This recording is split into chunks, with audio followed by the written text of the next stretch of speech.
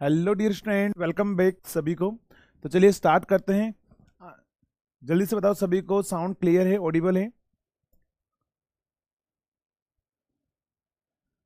चलिए, तो आपका जो एक ट्विस्ट अपन ने लास्ट क्लास में अपन ने लीव किया था कि कम्यूटेटर जो है आपके पास में एसी करंट को डीसी करंट में कैसे कन्वर्ट करता है, वो भी अपन बात करेंगे यहाँ पर। और पहले अपन वो एक्सप्लेन करते हैं, फिर उसके बाद में मैंने आपको बोला था फील्ड वाइंडिंग को हम यहाँ पर स्टेटर पर रखते हैं और आर्मेचर वाइंडिंग को रोटर पर रखते हैं। फिर मैं अभी यहाँ पर फील्ड वाइंडिंग को रोटर पर रखकर भी आपको मैं बताऊंगा कि ईएमएफ कैसे इंड्यूस होगा, है ना, तो वो भी अपन बात करेंगे। तो समझना, यहाँ पर अपन बात करते हैं। यहाँ पर अगला जो टॉपिक होगा वो रहेगा आपके पास में how the commutator convert how the commutator convert AC current to DC current, AC to DC.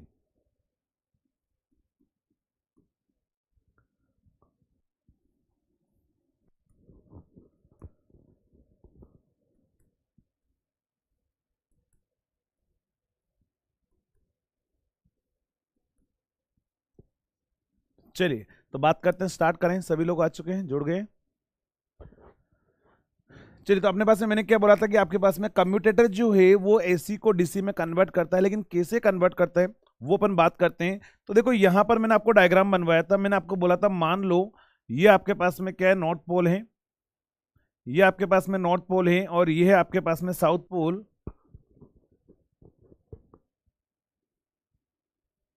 तो ये आपका नॉर्थ पोल, ये है आपके पास में साउथ पोल।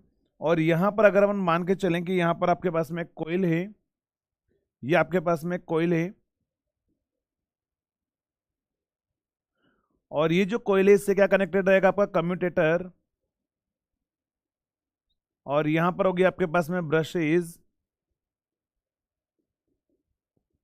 और यहां पर होगा आपका इलेक्ट्रिकल लोड।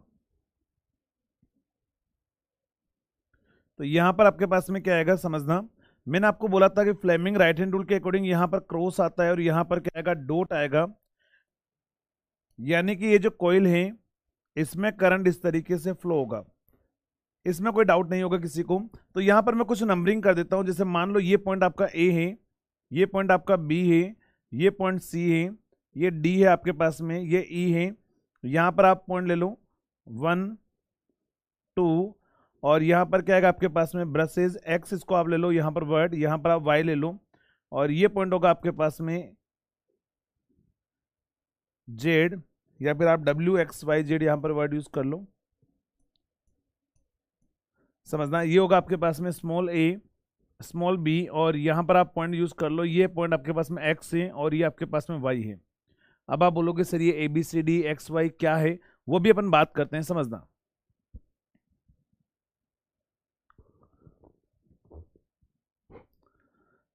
अच्छा, रामनवमी की पूजा चल रही है बड़े धूमधाम से।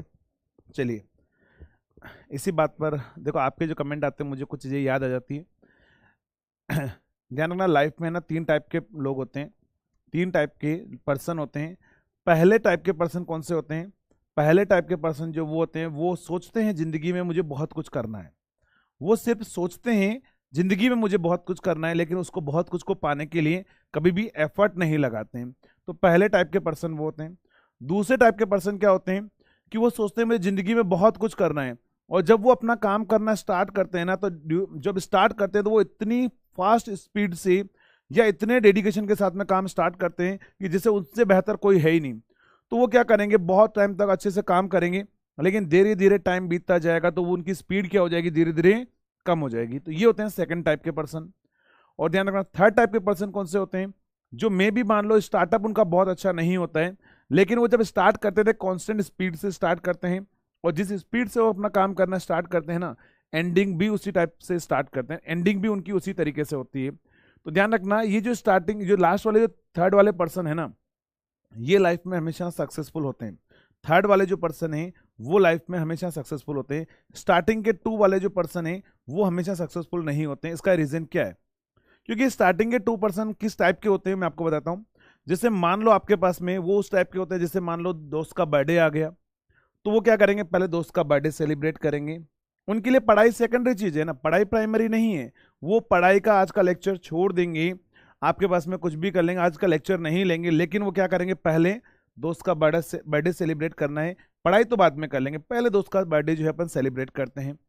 या फिर बहुत टाइप के कौन से होते हैं, जैसे मान लो कि जो स्टार्टिंग के 2 टाइप के पर्सन की बात कर रहा हूँ, जो क्या करते हैं आपके पास में, जैसे मान लो परिवार में शादी आ गई, तो वो 8-10 दिन से शादी की शॉपिंग में लग जाएंगे, तैयारी में लग जाएंगे आपके पास में, और क्लास नहीं लेंगे, और वो क्या करेंगे, पहले शादी इंजॉय करेंगे, पढ़ाई बाद में करनी है। पढ़ाई उनके लिए सेकेंडरी चीज है, पहले प्राइमरी काम उनके पास में दूसरा है। बहुत सारों को एक्सक्यूज ये होता है कि सर मम्मी बीमार हो गई इसलिए मैं क्लास नहीं ले पाया, पापा बीमार हो गए या मैं क्लास नहीं ले पाया। तो क्या होता है कि वो थर्ड टाइप के क्या करते हैं, बस बहाना ढूंढते हैं पढ़ाई के। या बहुत सारे क्या करते हैं, जैसे अभी रामनवमी चल रही है, फिर नवरात्रि आएगी, फिर दीपावली आएगी, उनको क्या करना है, पहले नवरात्रि सेलिब्रेट करना है, दीपावली सेलिब्रेट करना है, पढ़ाई बाद में करनी है, उनको ये क्या पहले वो सारे काम करने हैं ना। तो ध्यान रखना, अगर आप वो जो है ना, अगर आप मान लो आप, मैं ऐसा नहीं बोलता हूँ कि भगवान में डेडिकेशन खत्म कर दो, माता पिता से जो सेवा नहीं करो, अगर मान लो आप जो है अपने पेरेंट्स से इतना प्यार करते हो कि उनके बीमार होने पर अगर आप क्लास लीव कर रहे हो ना, तो मैं आपको बोल रहा हूँ कि एक काम करो, अगर आप जो है ना दुनिया के सबसे बेस्ट हॉस्पिटल में ले जाओ, उनका इलाज करवाओ, और इलाज करवाने के बाद में आप घर आराम से उनको छोड़ो और अपनी क्लास लो, तो मैं बोलूंगा आप अपने पेरेंट्स के लिए भी डेडिकेट हो। अगर मान लो आप जो है गॉड में बिलीव करते हो, सारी चीजें सेलिब्रेट करनी है, तो एक काम करो, इस बार मन में जो है ना ये डेडिकेशन बिठाओ, ये मन में प्रण ले लो कि इस बार की नवरात्रि सेलिब्रेट नहीं करूंगा, चाहे इस बार की दीपावली सेलिब्रेट नहीं करूंगा, लेकिन अगली बार जो दीपावली होगी या अगली बार जो नवरात्रि होगी ना, उसको स्पॉन्सर मैं करूंगा, मेरी तरफ से स्पॉन्सरशिप जाएगी, तो मैं बोलूंगा आप वहां पर भी डेडिकेटेड हो, है ना। बट अगर आप मान लो पढ़ाई छोड़कर बाकी सारे काम में लगे हुए हो, तो ये गलत है ना। तो क्या करना है आपको, इस बार सभी लोगों को ये मन में ठान लेना है, कसम खा लेनी है कि अगली बार जो नवरात्रि या अगली बार जो दीपावली आएगी ना, उसको स्पॉन्सर मैं करूंगा और मेरी तरफ से दीपावली सेलिब्रेट की जाएगी मेरे गांव के अंदर। तो ये डेडिकेशन बिठाओ और आते हैं यहाँ पर पढ़ते हैं ये ABCD क्या है, ये सब कुछ मैं आपको समझाता हूँ, है ना। चलिए, तो यहाँ पर अपन आते हैं और यहाँ पर समझना, देखो यहाँ पर मैंने क्या बोला समझना, ये हमारे पास में क्या है।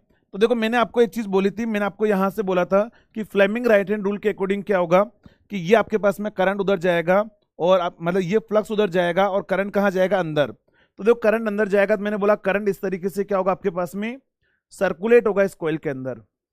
ये करंट ऐसे जाएगा, ये करंट कम्यूटेटर के 2 पार्ट पर जाएगा, फिर ब्रश पर जाएगा, फिर ब्रश करंट लेगी और उस करंट को आपके पास में क्या करेगी, लोड को सप्लाई करेगी, फिर वो करंट यहां से रोटेट होते हुए फिर से सेगमेंट 1 पर चला जाएगा। समझना, ये जो आपके पास में करंट कहां से जा रहा है, मैं करंट का पाथ लिख रहा हूं, करंट ए पोजीशन से कहां जा रहा है बताओ, बी पर जा रहा है, बी से कहां जा रहा है, सी पर, फिर डी पर, फिर ई पर, फिर सेकंड सेगमेंट पर जा रहा है। ये सेकंड क्या है ध्यान रखना, तो ये कम्यूटेटर के 2 पार्ट लिखे हुए 1 और 2, इनको अपन बोलते हैं सेगमेंट।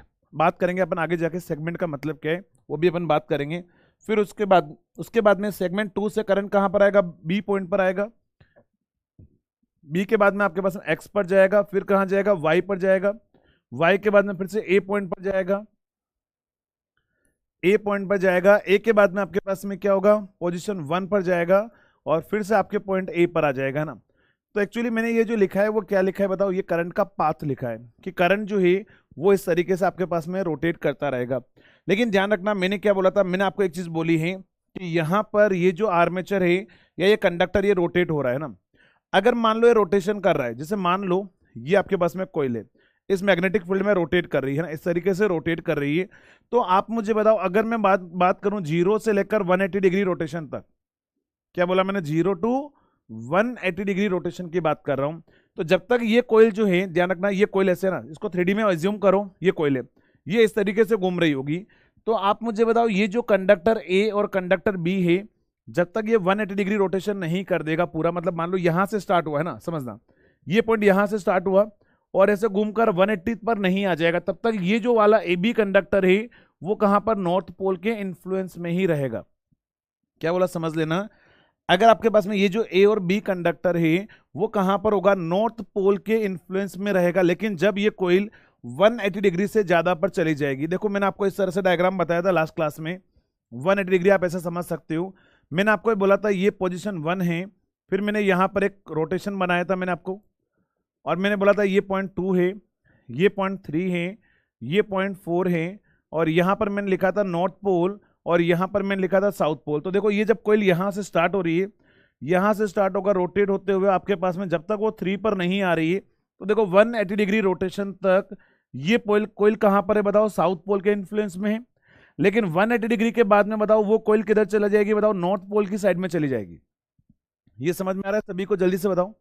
अरे ये पॉइंट समझ में आ गया कि 0 से लेकर 180 डिग्री में ये वाला जो पार्ट है वो नॉर्थ पोल के इन्फ्लुएंस में रहेगा।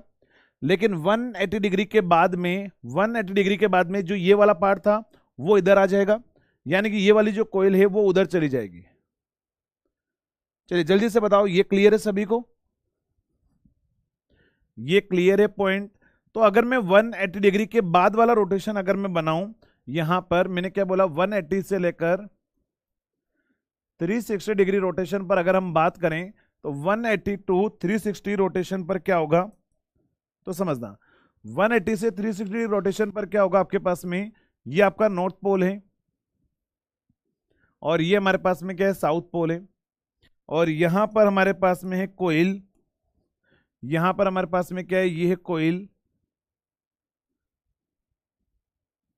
ये कोयल, और ये है हमारे पास में कम्यूटेटर। और यहां से अगर हम बात करें तो ये हमारे पास में क्या है, लोड। अब देखो समझना, मैंने क्या बोला कि यहां पर अगर मैं इस डायग्राम की बात कर रहा हूं, इस वाले डायग्राम की बात कर रहा हूं, तो मैंने बोला ये कोयल जो है ना ये रोटेट कर रही होगी। तो ध्यान रखना है, कोयल रोटेट कर रही होगी, ये कम्यूटेटर भी साथ में रोटेट कर रहा होगा। तो इसका मतलब क्या होगा, ये वाला पार्ट जो डीई वाला पार्ट उधर चला जाएगा, बीसी वाला इधर, बीए वाला पार्ट जो है, बीए वाला पार्ट जो है वो इधर आ जाएगा। तो यहां से बीए वाला पार्ट जब इधर आएगा तो ये कोयल कुछ आपको ऐसी दिखाई देगी कि यहां पर आ जाएगा आपके पास में, ये होगा ए, समझना, यहां पर ये जो ए और बी वाला पार्ट है वो इधर आ जाएगा, डी ई वहां चला जाएगा। तो यहां से अगर हम बात करें तो ये पॉइंट होगा आपके पास में, ये होगा डी, ये होगा ई, ये होगा ए, ये होगा बी, ये होगा सी, यहां 1 और 2 था, यहां हो जाएगा 2, और यहां पर आ जाएगा 1 सेगमेंट। समझ लेना मैंने क्या बोला, मैंने बोला कि ये कम्यूटेटर सेगमेंट 180 से रोटेट होगा, तो ये वाला उधर चला जाएगा और 1 वाला इधर पार्ट आ जाएगा। लेकिन मैंने क्या बोला था, ध्यान रखना, लोड हमारा स्टेशनरी रहता है, ब्रशेस भी हमारी स्टेशनरी रहती है, ये ब्रशेस कभी भी रोटेट नहीं होती। ध्यान रखना, डीसी मशीन में ब्रशेस कभी भी रोटेट नहीं होती है। इसका मतलब अगर मैं ब्रश की बात करूं तो ये ब्रश ए ही रहेगी और ये ब्रश बी ही रहेगी, जो नंबरिंग है वही रहेगा। और यहां पर लोड पर ये जो पॉइंट है वो एक्स ही रहेगा, और ये पॉइंट आपके पास में वाई रहेगा। अब आपके पास में ये कोयल है, अगर ये कोयल है, देखो यहां पर मैंने क्या बोला था, मैंने बोला फ्लेमिंग राइट हैंड रूल के अकॉर्डिंग फ्लक्स उधर जाएगा तो करंट अंदर जाएगा, तो नॉर्थ पोल पर तो हमेशा करंट इनसाइड जाएगा। अगर नॉर्थ पोल पर करंट अगर हमारे पास में इनसाइड जाएगा तो देखो करंट यहां पर मैंने क्या बोला, करंट अंदर जाएगा, तो करंट यहां से अंदर जाएगा, इस तरीके से घूमेगा।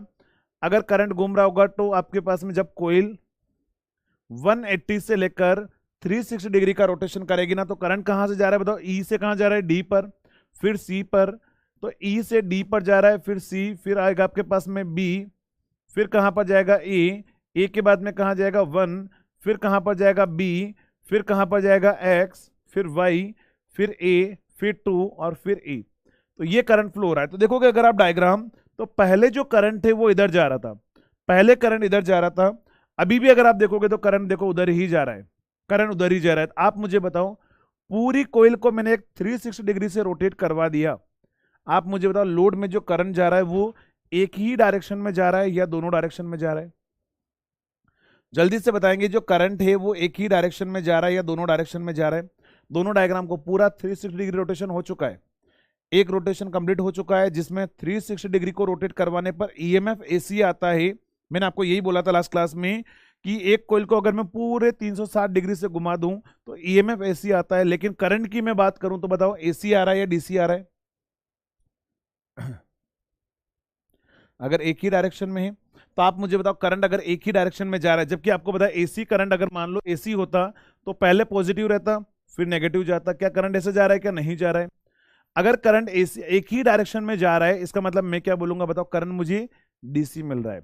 लेकिन ध्यान रखना, यहां जो करंट मिलता है वो प्योर डीसी नहीं मिलता है, वो ऐसा करंट मिलता है, वो जो करंट मिलेगा वो आपके पास में करंट इस टाइप का मिलेगा, एक ही डायरेक्शन में करंट आएगा तो आप मुझे बताओ इसको अपन क्या बोलते हैं, इसके लिए आपको पता होगा सभी को वर्ड, इसको अपन बोलते हैं पल्सेटिंग डीसी,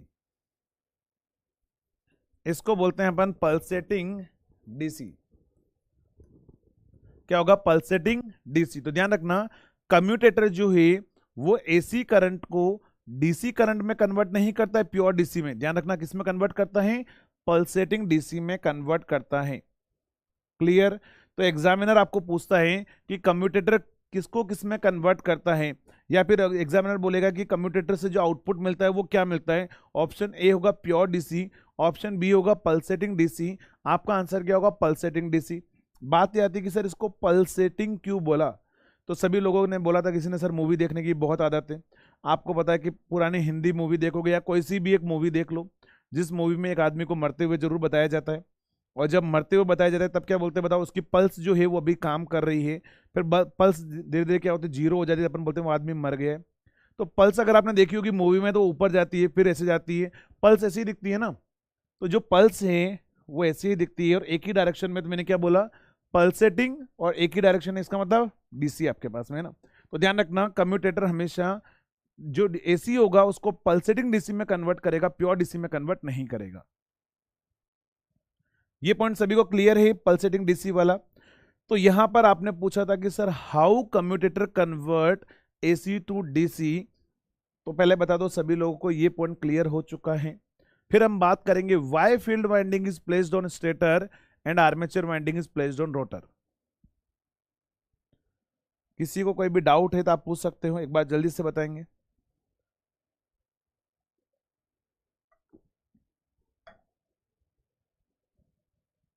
क्लियर सभी को?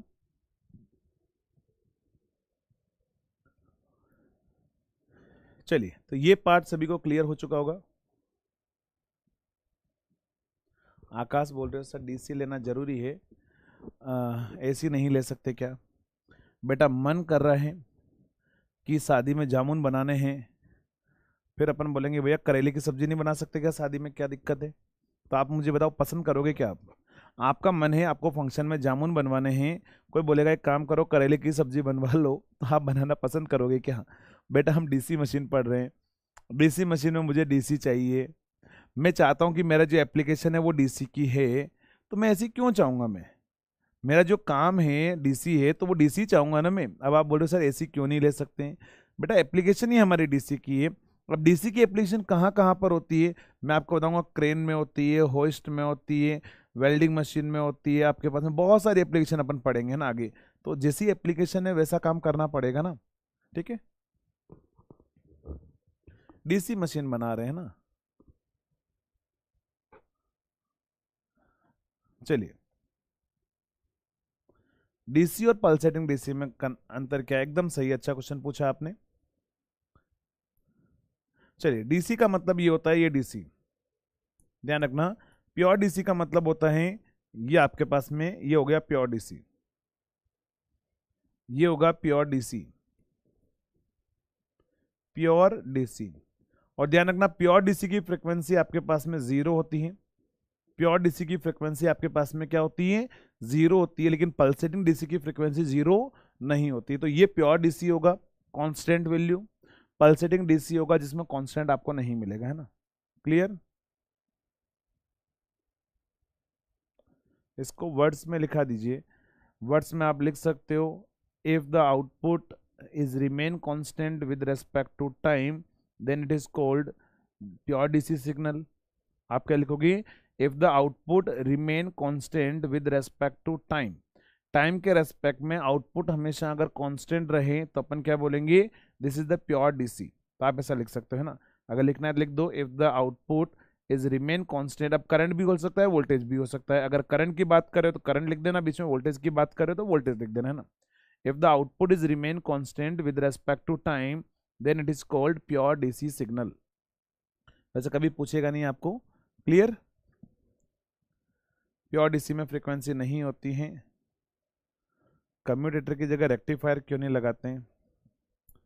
देखो अपन कभी भी डाउट पूछते हैं थोड़ा सा सोच के अपन पूछें। आप मुझे बताओ, आप कोई बोल रहा है कि सर हम कम्यूटेटर की जगह रेक्टिफायर क्यों लगाते हैं?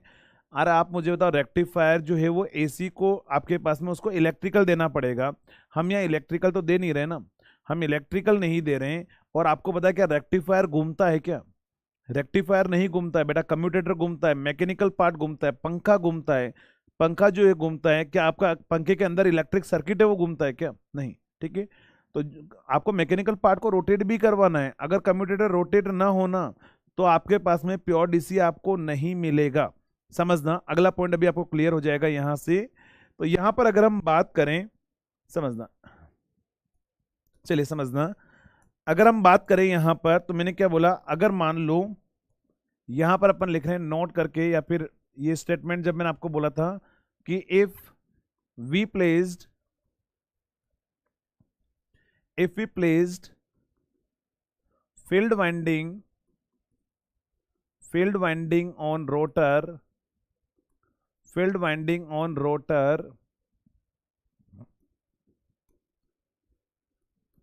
then what will happen? Then what will happen?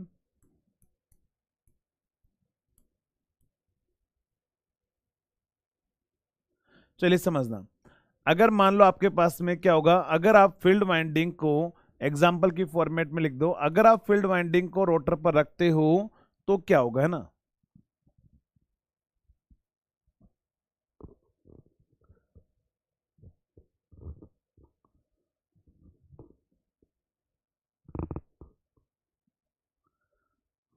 बेटा एसी लेकर यूज कर सकते हैं, मैं तो बोल रहा हूँ कि मुझे एक रोटेटिंग पार्ट चाहिए।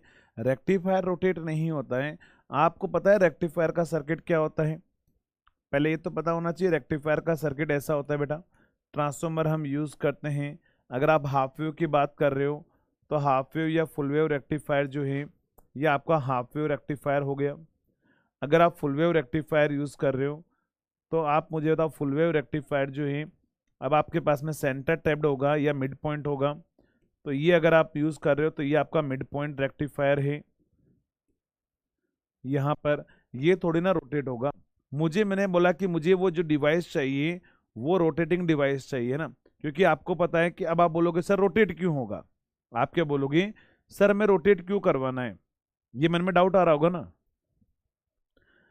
समझना, आप क्या बोलोगे कि सर रोटेट रोटेट आपके पास में बोलोगे सर रोटेट क्यों करवाना है। बहुत सारा मन में ये डाउट आएगा, मैं बोल रहा हूँ ये रोटेट नहीं होगा, जबकि कम्यूटेटर मेरा रोटेट होना चाहिए। आप बोलोगे सर रोटेट क्यों करवाना है, एसी मिल रहा है, एसी को डीसी में कन्वर्ट कर देगा।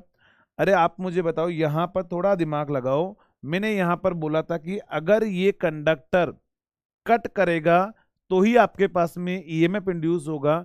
अगर मान लो इसको रोटेट ही नहीं करवाओगे तो ईएमएफ ही नहीं आएगा। तो रोटेशन की वजह से तो ईएमएफ आएगा। अब रोटेशन करेगा तो ये कोयल रोटेट हो रही है, तो साथ में क्या आपका रेक्टिफायर रोटेट होगा क्या? जो अपने डायग्राम यहां बनाया है, क्या रेक्टिफायर रोटेट होगा क्या? नहीं होगा ना। समझ में आ गया? रेक्टिफायर एसी को डीसी में कन्वर्ट करता है, डेफिनेटली कन्वर्ट करता है। लेकिन आपको पता है रेक्टिफायर जो है एसी वोल्टेज को डीसी वोल्टेज में कन्वर्ट करता है। करंट में आपको डीसी में लाने के लिए आपको लोड या रजिस्टिव होता है या आरएल होता है, अलग अलग एप्लीकेशन होती है ना। तो वो तब पॉसिबल है जब हमारे पास में एसी अवेलेबल हो। यहाँ तो रोटेशन करवा कर हम एसी ला रहे हैं ना, तो उसको रोटेशन से कनेक्ट नहीं कर सकते अपन। क्लियर? समझ में आ गया आकाश, सरमन? आप ऐसा मत सोचना कि मैं आपके ऊपर गुस्सा कर रहा हूँ, है ना बेटा, गुस्सा नहीं कर रहा हूँ। आपके डाउट है, आप पूछ सकते हो, बट ये डाउट मुझे नहीं लगता कि ऐसे कोई डाउट होने चाहिए। बस इसलिए मैं आपको बोल रहा हूँ कि ऐसे डाउट नहीं, डाउट अच्छे सोचो थोड़ा सा। जैसे मैं आपको डाउट बता रहा हूँ कि अगर मान लो फील्ड वाइंडिंग को मैं रोटर पर रखूँ तो सर क्या होगा। तो समझना, अगर मैं फील्ड वाइंडिंग को रोटर पर रखता हूँ तो क्या होगा, समझना। यानी कि इस बार अगर आप मुझे बताओ, फील्ड वाइंडिंग को अगर आप रोटर पर रखोगे, ये डायग्राम है आपके पास में, अगर आप फील्ड वाइंडिंग को रोटर पर रखोगे तो बताओ फील्ड वाइंडिंग को अब कौन रोटेट होगा? अब ये कोयल रोटेट होगी या फिर फील्ड वाइंडिंग रोटेट होगी, जल्दी से बताओ।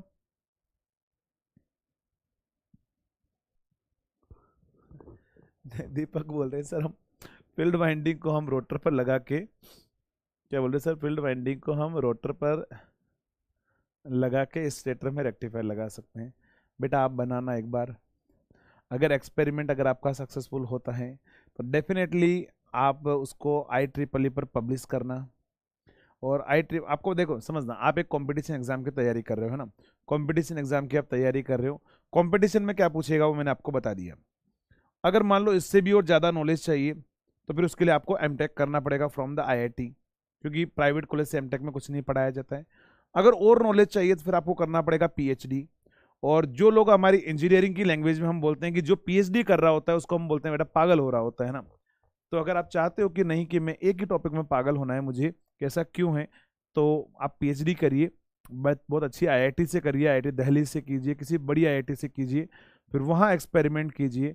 क्या आप वो डिवाइस बना पा रहे हो, नहीं बना पा रहे हो तो कोई दिक्कत नहीं, आपका प्रोजेक्ट जो है वो असफल हो जाएगा, अनसक्सेसफुल हो जाएगा, फिर उसके बाद में मेरी बात मान जाओगे कि ऐसा पॉसिबल नहीं है ना, तो वो चीज़ पॉसिबल नहीं है। तो फर्दर नॉलेज के लिए आप एक बार पीएचडी करना कि कि हम फील्ड वाइंडिंग को वहां लगा दें, रोटर पर लगा दें, वो नहीं पॉसिबल है बेटा, है ना। मैं आपको यही तो एक्सप्लेन कर रहा हूँ कि अगर मैं फील्ड वाइंडिंग को रोटर पर रखूं तो क्या होगा, तो समझना अब क्या होगा, पहले वो समझ लेते हैं फिर आपको समझ में आएगा ना।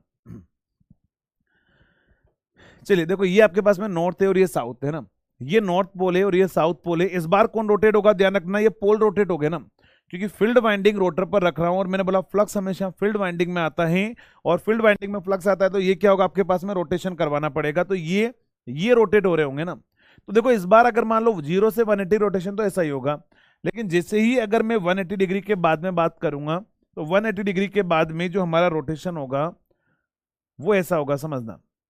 180 डिग्री के बाद में हमारा जो रोटेशन होगा वो यहां पर हमारे पास में क्या आ जाएगा, यहां पर साउथ पोल आ जाएगा और यहां पर नॉर्थ पोल आ जाएगा। लेकिन ध्यान रखना इस बार आपकी कोयल रोटेट नहीं होगी, क्योंकि दोनों में से कोई भी एक चीज रोटेट हो सकती है, या तो आपकी फील्ड वाइंडिंग रोटेट हो या फिर आपके पास में आर्मेचर वाइंडिंग रोटेट हो। तो इस बार अगर हमने फील्ड वाइंडिंग को रोटेट करवा दिया तो हमारे पास में इस बार आर्मेचर वाइंडिंग रोटेट नहीं होगी।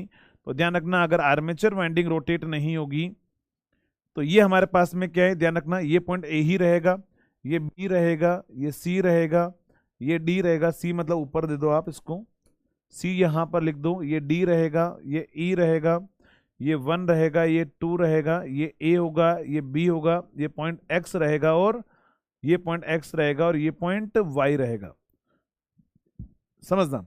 तो जब आप क्या करोगे, जब आपके पास में जो है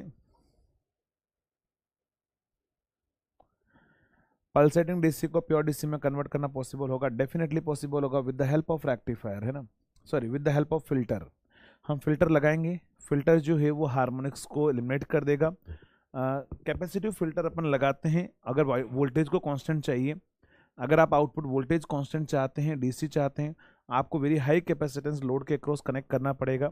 ठीक है, ऐसे डाउट अच्छे लगते हैं ना कि आप very high capacity load connect करोगे। अगर आपको करंट कांस्टेंट चाहिए तो वेरी हाई इंडक्टिव फिल्टर जो है ना, आपको पता है, आपने नेटवर्क में पढ़ा होगा, L filter, purely inductive filter, RC filter, LC filter, पढ़ते हो ना फिल्टर विल्टर के बारे में।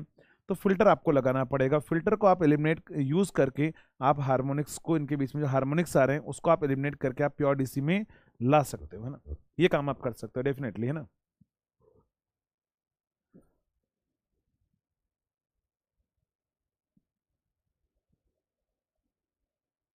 क्लियर?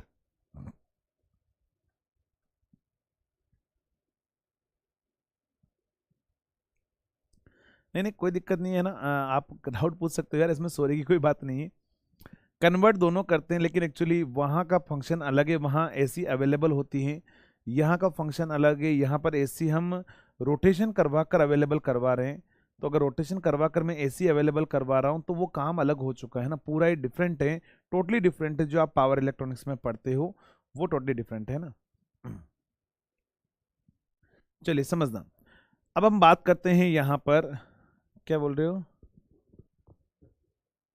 मेन पॉइंट ये कि रोटेटिंग मोशन लाना है जिसमें कि ईएमएफ इंड्यूस हो सके फेराडे के अकॉर्डिंग। मेन पॉइंट यही बात है, एकदम सही बात है। रेक्टिफायर नहीं कर सकता है, देखो रेक्टिफायर नहीं कर सकता है, वही तो मैं बोलना चाह रहा हूँ कि रेक्टिफायर रोटेट नहीं होता है, मुझे कंडक्टर को रोटेट करवा कर एसी इंड्यूस्ड ईएमएफ करवाना पड़ रहा है, तो वहां पर वो रेक्टिफायर के थ्रू पॉसिबल नहीं है। और वाइंडिंग तो यूज करनी पड़ेगी ना, कंडक्टर तो लगाना पड़ेगा आपको। आकाश बोले अरे बालक रुक जाओ, चले बालक यहाँ पर समझो, बेटा यहाँ पर समझो, है ना।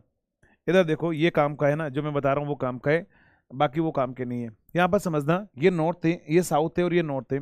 साउथ नॉर्थ क्यों किया? क्योंकि ध्यान रखना इस बार हम इनको रोटेट करवा रहे हैं ना, तो इनको रोटेट करवा रहे हैं, तो यहाँ पर आपके पास में जो रोटेशन कहाँ पर बात कर रहा हूँ, 180 डिग्री से लेकर 360 डिग्री, क्योंकि जीरो से लेकर 180 वाला डायग्राम तो आपका यही रहेगा ना, जीरो से लेकर 180 वाला डायग्राम तो यही रहेगा, उसमें कोई चेंज नहीं आएगा।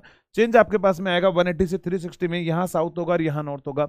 मैंने आपको क्या बोला, फ्लक्स लाइन हमेशा नॉर्थ से निकलती है और साउथ पर एंड होती है। तो बेटा इस बार जो फ्लक्स लाइन है वो कहाँ से, नॉर्थ से निकलेगी और साउथ पर जाएगी। इस बार फ्लक्स लाइन उधर जा रही है। अब समझना, फ्लक्स लाइन अगर उधर जा रही है तो मैंने क्या बोला था कि फ्लक्स लाइन आपको जो 4 फिंगर है, ये 4 फिंगर है, ये मेरे हमेशा फ्लक्स की डायरेक्शन को बताएगी। तो देखो फ्लक्स लाइन उधर जा रही है, तो कंडक्टर कहाँ जा रहा है, कंडक्टर मतलब करंट कहाँ जा रहा है, करंट अंदर जा रहा है। अभी भी अगर आप देखोगे करंट आपसे दूर जा रहा है, तो फ्लक्स उधर जा रहा है तो करंट अंदर जा रहा है। तो देखो करंट यहाँ जा रहा है अंदर क्रॉस, और उधर जाएगा डॉट होगा। इसका मतलब इस बार करंट जो यहाँ पर फ्लो होगा, यहाँ पर करंट इधर जाएगा, अंदर जाएगा, फिर वहां से बाहर निकलेगा। तो देखो करंट इस बार यहां जा रहा है, अगर इस पर जा रहा है तो आपके पास में करंट ऐसे फ्लो होगा। तो आप मुझे बताओ करंट ऐसा जाएगा, है ना, यानी कि 180 से 360 में करंट इधर फ्लो होगा।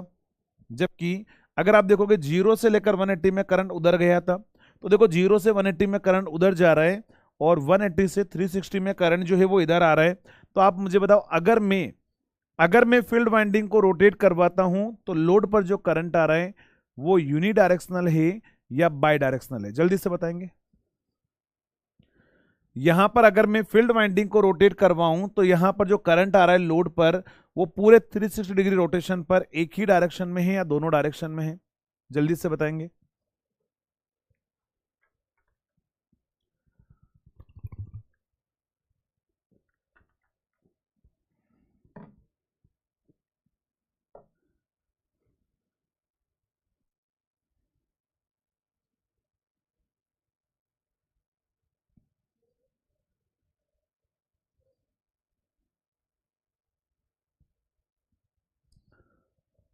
बाय डायरेक्शनल है, एकदम सही है ना।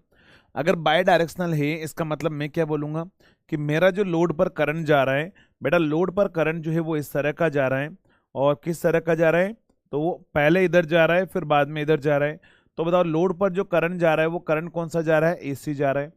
जबकि मैं आपको पढ़ा रहा हूँ डीसी जनरेटर, मैं डीसी जनरेटर में चाहता हूँ कि मेरा लोड पर जो करंट जाए वो कौन सा जाए, आपके पास में डीसी जाए। अगर डीसी नहीं जा रहा है तो मैं क्या बोलूंगा, ये मेरे काम की चीज नहीं है, तो मैं ऐसा काम नहीं करूंगा। तो इसका मतलब मैंने क्या बोला, जो कम्यूटेटर काम कर रहा था, कम्यूटेटर क्या काम कर रहा था बताओ, इस करंट को जो यूनि डायरेक्शन में कन्वर्ट कर रहा था। अगर आप फील्ड वाइंडिंग को रोटेट करवाते हो तो कम्यूटेटर का जो काम है वो पॉसिबल नहीं होगा। तो कम्यूटेटर आपके पास में उसको एसी को डीसी में कन्वर्ट नहीं कर पाएगा। इसलिए हमारी मजबूरी है कि हमें फील्ड वाइंडिंग को स्टेटर पर रखना पड़ रहा है, आर्मेचर वाइंडिंग को रोटर पर रखना पड़ रहा है, जबकि वो हमारे लिए एडवांटेजेस नहीं है। तो एक बार जल्दी से बताएंगे सभी लोग, ये पॉइंट क्लियर हो गया कि अगर हम फील्ड वाइंडिंग को रोटर पर रखें तो यहाँ पर हमारा जो जनरेटर डिजाइन करना पॉसिबल नहीं होगा। तो आपको एग्जामिनर पूछेगा कि डीसी मशीन में फील्ड वाइंडिंग को स्टेटर पर और आर्मेचर वाइंडिंग को रोटर पर ही क्यों रखते हैं। ऑप्शन में दिया जाएगा कम्यूटेटर एक्शन नॉट पॉसिबल या कम्यूटेशन नॉट पॉसिबल, तो वही आपका आंसर करेक्ट होगा। क्लियर। चलिए, तो आप सभी लोगों के जो डाउट्स थे कम्यूटेटर को लेकर, मेरे अकॉर्डिंग सभी के डाउट जो है वो क्लियर हो चुके होंगे। अब कोई भी डाउट नहीं होगा कि कम्यूटेटर कैसे डीसी में कन्वर्ट करता है, और अगर फील्ड वाइंडिंग को अगर अपन रोटर पर रखें तो कन्वर्ट क्यों नहीं करता है, ये भी आपको समझ में आ गया होगा, है ना। चलिए, तो यहां तक आपके पास में कम्यूटेटर वाला पार्ट कंप्लीट है। तो देखो यहां पर मैंने आपको क्या बोला, मैंने अभी तक आपको क्या पढ़ाया, मैं आपको 2 मिनट में रिवाइज कराता हूं। आप लोगों को लग रहा होगा मैंने बहुत कुछ पढ़ा दिया डीसी मशीन के अंदर, लेकिन बेटा कुछ नहीं पढ़ाया। मैंने आपको क्या बोला, मैंने आपको बोला मशीन जो है वो 2 वर्ड से रिलेटेड होता है, एक होता है जनरेटर, दूसरा होता है मोटर। जनरेटर हमेशा मैकेनिकल एनर्जी को इलेक्ट्रिकल एनर्जी में कन्वर्ट करता है, मोटर हमेशा इलेक्ट्रिकल को मैकेनिकल में कन्वर्ट करती है। फिर मैंने बोला दोनों का कंस्ट्रक्शन हमेशा सिमिलर होता है। फिर मैंने बोला हर एक मशीन में 2 वाइंडिंग होती है, एक फील्ड वाइंडिंग और एक आर्मेचर वाइंडिंग। हर एक मशीन के 2 पार्ट होते हैं, एक स्टेटर होता है और एक रोटर होता है। स्टेटर हमेशा स्टेशनरी होता है, रोटर हमेशा रोटेटिंग होता है। फिर मैंने बोला फील्ड वाइंडिंग में हमेशा फ्लक्स आता है, आर्मेचर वाइंडिंग में हमेशा ईएमएफ इंड्यूस होता है। फिर मैंने आपको बोला था कि यहाँ पर डीसी मशीन का जो फ्लक्स होता है ना बेटा, वो टाइम इन वेरिंग होता है। अगर टाइम इन वेरिंग में ईएमएफ इंड्यूस करवाना है तो मुझे रोटेट करवाना पड़ेगा। बट मैंने आपको बोला अपन ईएमएफ दो तरीके से इंड्यूस करवा सकते हैं, फील्ड वाइंडिंग को रोटर पर रखकर भी करवा सकते हैं, फील्ड वाइंडिंग को स्टेटर पर भी रख के करवा सकते हैं। लेकिन मैंने बोला डीसी मशीन में फील्ड वाइंडिंग को अपन स्टेटर पर रखते हैं, आर्मेचर वाइंडिंग को रोटर पर रखते हैं। लेकिन सिंक्रोनस मशीन में फील्ड वाइंडिंग को रोटर पर रखा जाता है, आर्मेचर वाइंडिंग को स्टेटर पर रखा जाता है। अब क्यों रखा जाता है उस पॉइंट को अपन देखेंगे सिंक्रोनस मशीन के अंदर। फिर इसके बाद में मैंने आपको बताया कि आपकी जो डीसी जनरेटर है वो फ्लेमिंग राइट हैंड रूल पर काम करता है, और यहाँ पर जो ईएमएफ इंड्यूस होता है वो डायनेमिकली होता है, जिसकी इक्वेशन होती है वीबीएल इंटू साइन थीटा। जब मैंने आपको वीबीएल इंटू साइन थीटा के अकॉर्डिंग बताया तो मैंने बोला था किसी दो पॉइंट पर जो 1 और 3 पर ईएमएफ आपका जीरो था, उस एक्सिस को मिलाने वाले लाइन को अपन बोलते हैं एमएनए, मैग्नेटिक न्यूट्रल एक्सिस। फिर मैंने आपको बोला था किसी भी कॉइल में जो एक ईएमएफ इंड्यूस होता है, डायनेमिकली इंड्यूस्ड ईएमएफ की इक्वेशन के अकॉर्डिंग वो साइनोसॉइडल होता है, और वो साइनोसॉइडल ईएमएफ जो है एसी करंट सप्लाई करना चाहेगा, लेकिन हमें डीसी करंट चाहिए, तो हम उस एसी करंट को डीसी करंट में कन्वर्ट करने के लिए हम एक कम्यूटेटर हम यूज करते हैं। कम्यूटेटर क्या काम करता है, एसी करंट को डीसी करंट में कन्वर्ट करता है, इसीलिए उसको अपन मैकेनिकल रेक्टिफायर भी हम बोल के चलते हैं। और डीसी मशीन में अगर हम फील्ड वाइंडिंग को अपन कहाँ पर रखें, अगर रोटर पर रखें तो कम्यूटेटर का जो काम है वो पॉसिबल नहीं हो पाएगा, इसीलिए हमें फील्ड वाइंडिंग को हमेशा स्टेटर पर ही रखना पड़ेगा। बस ये पढ़ा है, जल्दी से बताओ, ये समझ में आ गया?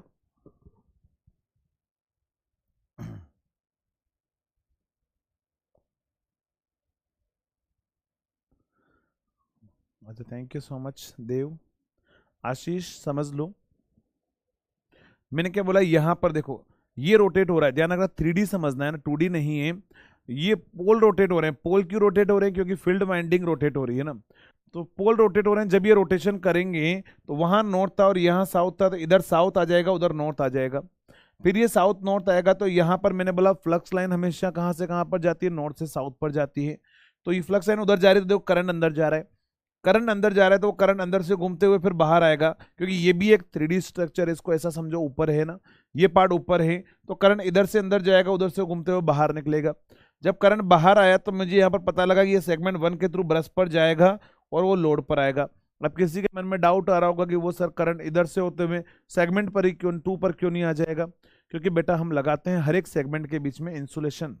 क्या बोला मैंने? हर एक सेगमेंट के बीच में इंसुलेशन लगाते हैं। आगे जाकर मैं बताऊंगा कि यहाँ पर माइका इंसुलेशन लगाया जाता है, और जहां पर भी इंसुलेशन आ गया ना, तो वो करंट एक सेगमेंट से दूसरे सेगमेंट पर नहीं जा पाएगा, तो वो करंट किधर जाएगा, ब्रश की साइड में ही जाएगा। क्लियर? तो यहाँ पर ऐसा मत समझना कि सर 1 से 2 पर क्यों नहीं गया करंट, क्योंकि बेटा बीच में इंसुलेटिंग मटेरियल हम लगा रहे हैं, और इंसुलेटिंग मटेरियल करंट को फ्लो नहीं होने देगा उधर। क्लियर? अब महेश कुमार बोल रहे हैं सर सेकंड वाला जो है वो मेथड एडवांटेजेस कैसे हुआ? बेटा अगर मान लो मिर्जापुर 2 के अंदर, मिर्जापुर जो आपने पढ़ी देखी है, उसमें सब कुछ बता दिया जाता कि भैया कि आगे जाकर क्या होगा, तो अभी जो आप वेट कर रहे होते क्या कि मिर्जापुर नहीं, जो सीरीज आने वाली है उसका वेट कर रहे हो क्या? वेट नहीं करते ना। वेट क्यों कर रहे हो? क्योंकि सस्पेंस उन्होंने बनाए रखा है कि भैया बाबूजी का क्या होगा, तो अपन भी थोड़ा सस्पेंस बना के रखेंगे ना कि सिंक्रोनस मशीन, वो जो आपका पॉइंट है वो क्यों एडवांटेजेस होता है। अरे बताओ, ऐसे मजाक की बात कर रहा हूँ बेटा, वो पॉइंट मैं आपको तभी एक्सप्लेन कर पाऊंगा ना जब मैं सिंक्रोनस मशीन पढ़ाऊंगा कि सिंक्रोनस मशीन होती क्या है।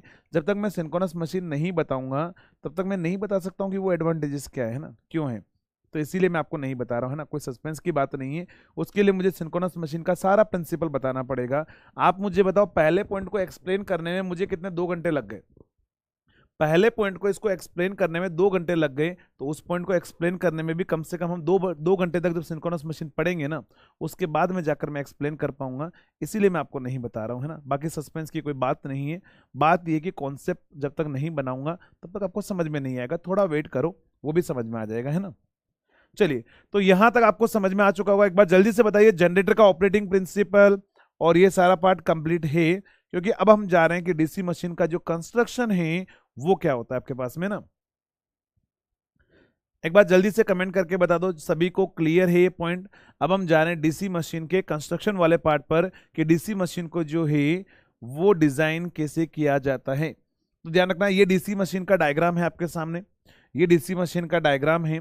और ध्यान रखना, डीसी मशीन के अंदर अगर हम बात करें, डीसी मशीन के अंदर अगर हम बात करें तो ये आपके पास में जो पोल में बार बार बना रहता है ना, तो ध्यान रखना ये आपके पास में जो पार्ट है, ये जो पार्ट है ये है आपका नॉर्थ पोल है। ध्यान रखना ये आपका नॉर्थ पोल है, और अब कोई ऐसा मत बोलना है ना कि सर ये नॉर्थ पोल है तो ये साउथ होगा, ये नॉर्थ होगा, ये साउथ होगा। और ध्यान रखना ये आपका एसएससी जेई का कन्वेंशनल क्वेश्चन है। कन्वेंशनली आपका 2 बार पूछ चुका है कि explain construction of DC machine. ये पूरा आपको एक्सप्लेन भी करना होता है ना, तो ये आपको डायग्राम भी बनाना पड़ेगा। अब आपके मन में डाउट आ रहा होगा कि सर आप तो डायग्राम बनाया ले आए, हमें वहां पर बनाना पड़ेगा, हम कैसे बनाएंगे? तो वो भी मैं आपको आइडिया देता हूँ कि डायग्राम वहां पर फास्ट बनाना पड़ेगा। किस तरीके से बनाओगे तो समझना। यहाँ पर एक बार डायग्राम बनाने का मैं आपको तरीका देता हूँ कि डायग्राम कैसे बनाया जाएगा। तो आपको डायग्राम अगर वहां पर बनाना है तो आपको पता है कि कन्वेंशनल में सारी चीजें आप लेकर जाओगे। आप ऐसा डायग्राम बनाना, ये दूसरा पार्ट जो है उसके अंदर बना लेना, ऐसा आप बना लेना। फिर उसके बाद में क्या करोगे, स्केल आपके पास में होगी, properly neat and clean diagram बनाना। आप स्केल के थ्रू जो है आप बनाओगे यहाँ पर इस तरीके का डायग्राम बनाना। थोड़ा छोटा हो गया पोल, चलिए समझना। आप इस तरह का डायग्राम बनाओगे, यहां पर आप इस तरह का डायग्राम बनाओगे, यहां पर जाकर कनेक्ट कर देना उसको, और यहां पर जो है बेकायदा पेंसिल से बनाना। ये आपका डायग्राम हो जाएगा ना, इतना आप बना लेना। फिर उसके बाद में क्या करोगे, अंदर भी आपको क्या करना है, तो आपको अंदर वाला पार्ट भी बनाना है। ये अंदर वाला पार्ट है, तो अंदर वाले पार्ट को बनाने के लिए आप सभी लोग को क्या करना है, इस तरह का रफली डायग्राम बनाकर,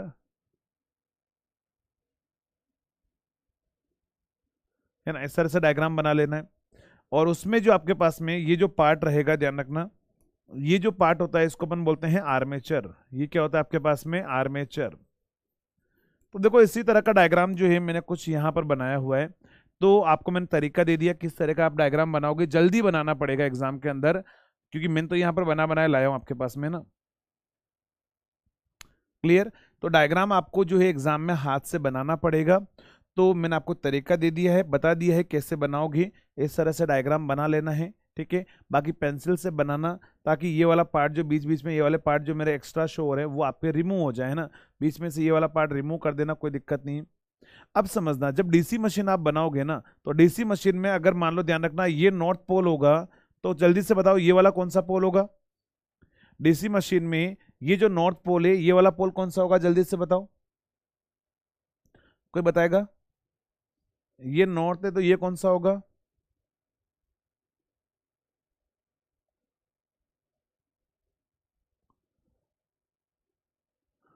कौन सा पोल होगा?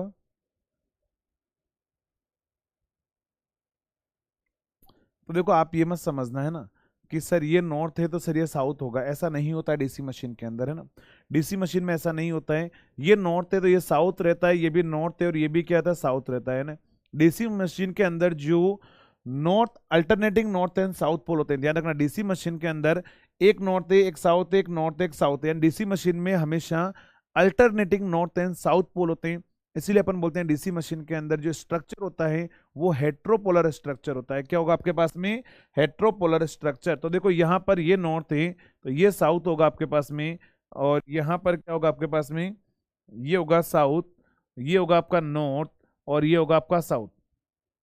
तो पहला पॉइंट मुझे यहां से समझ में आया कि डीसी मशीन में alternating north and south poles use किए जाते हैं, और उस स्ट्रक्चर को बोला जाता है हेट्रोपोलर स्ट्रक्चर, है ना। तो ध्यान रखना यहां पर आपके पास में क्या होगा, मैंने क्या बोला, in DC machine, in DC machine, in DC machine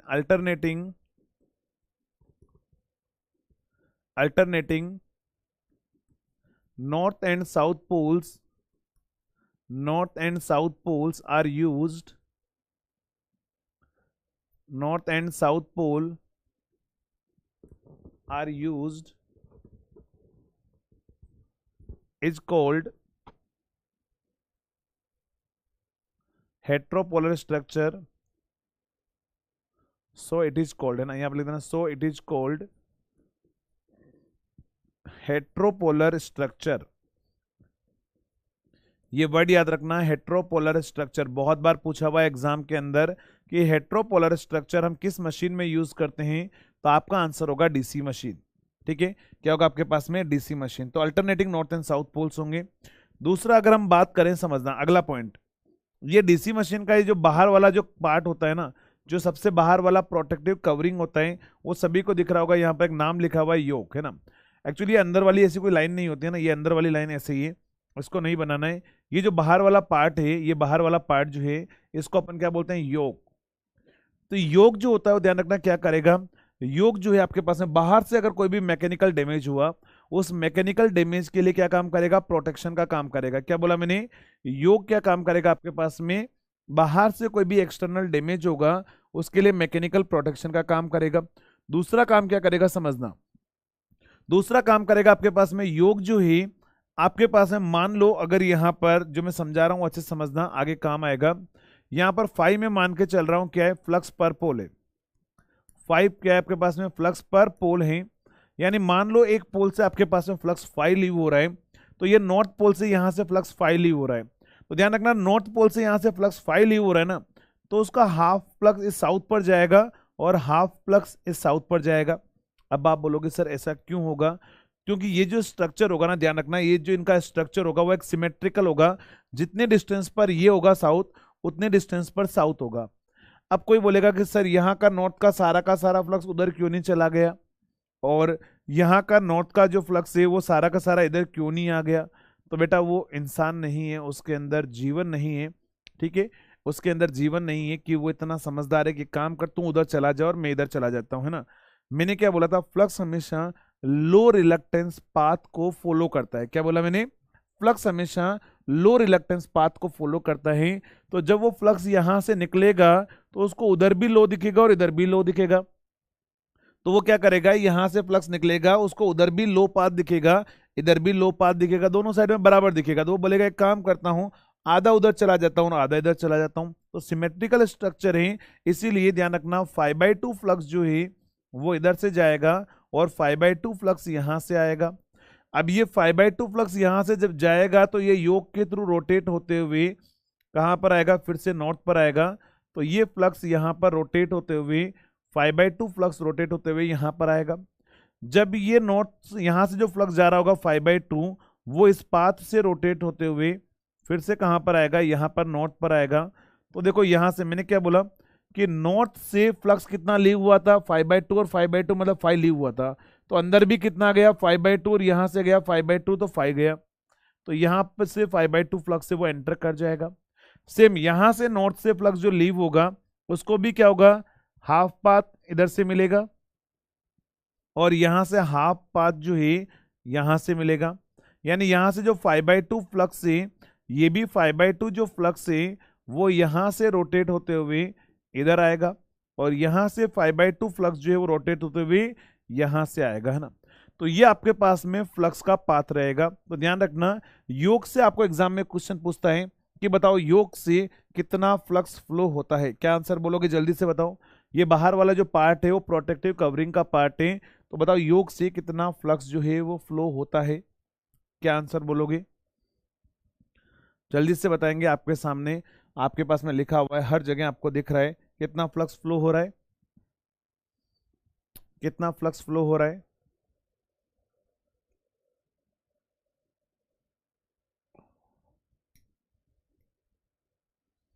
क्या आंसर होगा, 0 फ्लक्स। वाह गजब।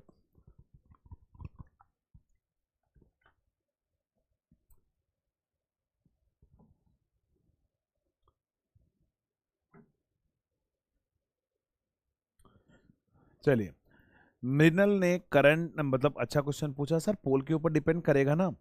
सर पोल आप कितना बना रहे हो, ठीक है सर आपने 4 पोल बनाया, तो हमने मान लेते हैं कि हमें दिख रहा है कि 5/2 फ्लक्स, देखो योग से देखो 5/2 यहाँ पर भी है, यहाँ पर भी 5/2 है, देखो यहाँ पर भी 5/2 है, यहाँ पर भी 5/2 है। तो सर हमें अभी 4 पोल में तो हमें दिख रहा है कि सर 5/2 5/2 5/2 एंड 5/2 फ्लक्स जा रहा है। मतलब हम बोलेंगे सर 4 पोल मशीन में तो 5/2 फ्लक्स जा रहा है, लेकिन सर 2 पोल में क्या होगा हमें क्या पता, 6 पोल में क्या होगा हमें क्या पता। तो चलिए, आपका जो डाउट है वो डेफिनेटली सर आंखों पर है, आपके हर एक डाउट को हम क्लियर करेंगे और समझते हैं हम यहाँ पर समझना। अगर मान लो आप बोल रहे हो कि सर पोल के ऊपर डिपेंड करेगा ना, अभी तो आपने कितना पोल बनाया है, आपने जो बनाया है वो सर अभी 4 पोल बनाया है, मैं 2 पोल भी बना के बताता हूं आपको, समझना। चलिए समझना, यहां पर अगर हम 2 पोल बनाते हैं, यहां पर अगर हम 2 पोल मशीन बनाएं, तो ये हमारे पास में क्या है, नॉर्थ पोल है, ये हमारे पास में क्या है, साउथ पोल है। समझना, 2 पोल मशीन है, ये नॉर्थ पोल है, और ये हमारे पास में क्या है, साउथ पोल है। और देखो यहां पर क्या होगा, ये हमारे पास में क्या है, पोल है, इस तरह का डिजाइनिंग होगा, और ये हमारे पास में क्या है, इस तरह का डिजाइनिंग होगा। ये 2 पोल मशीन है ना, तो 2 पोल मशीन में क्या होगा, तो यहां पर हमारे पास में कुछ इस तरह का स्ट्रक्चर होगा, 2 पोल मशीन का, 2 पोल मशीन का कुछ इस तरह का स्ट्रक्चर होगा।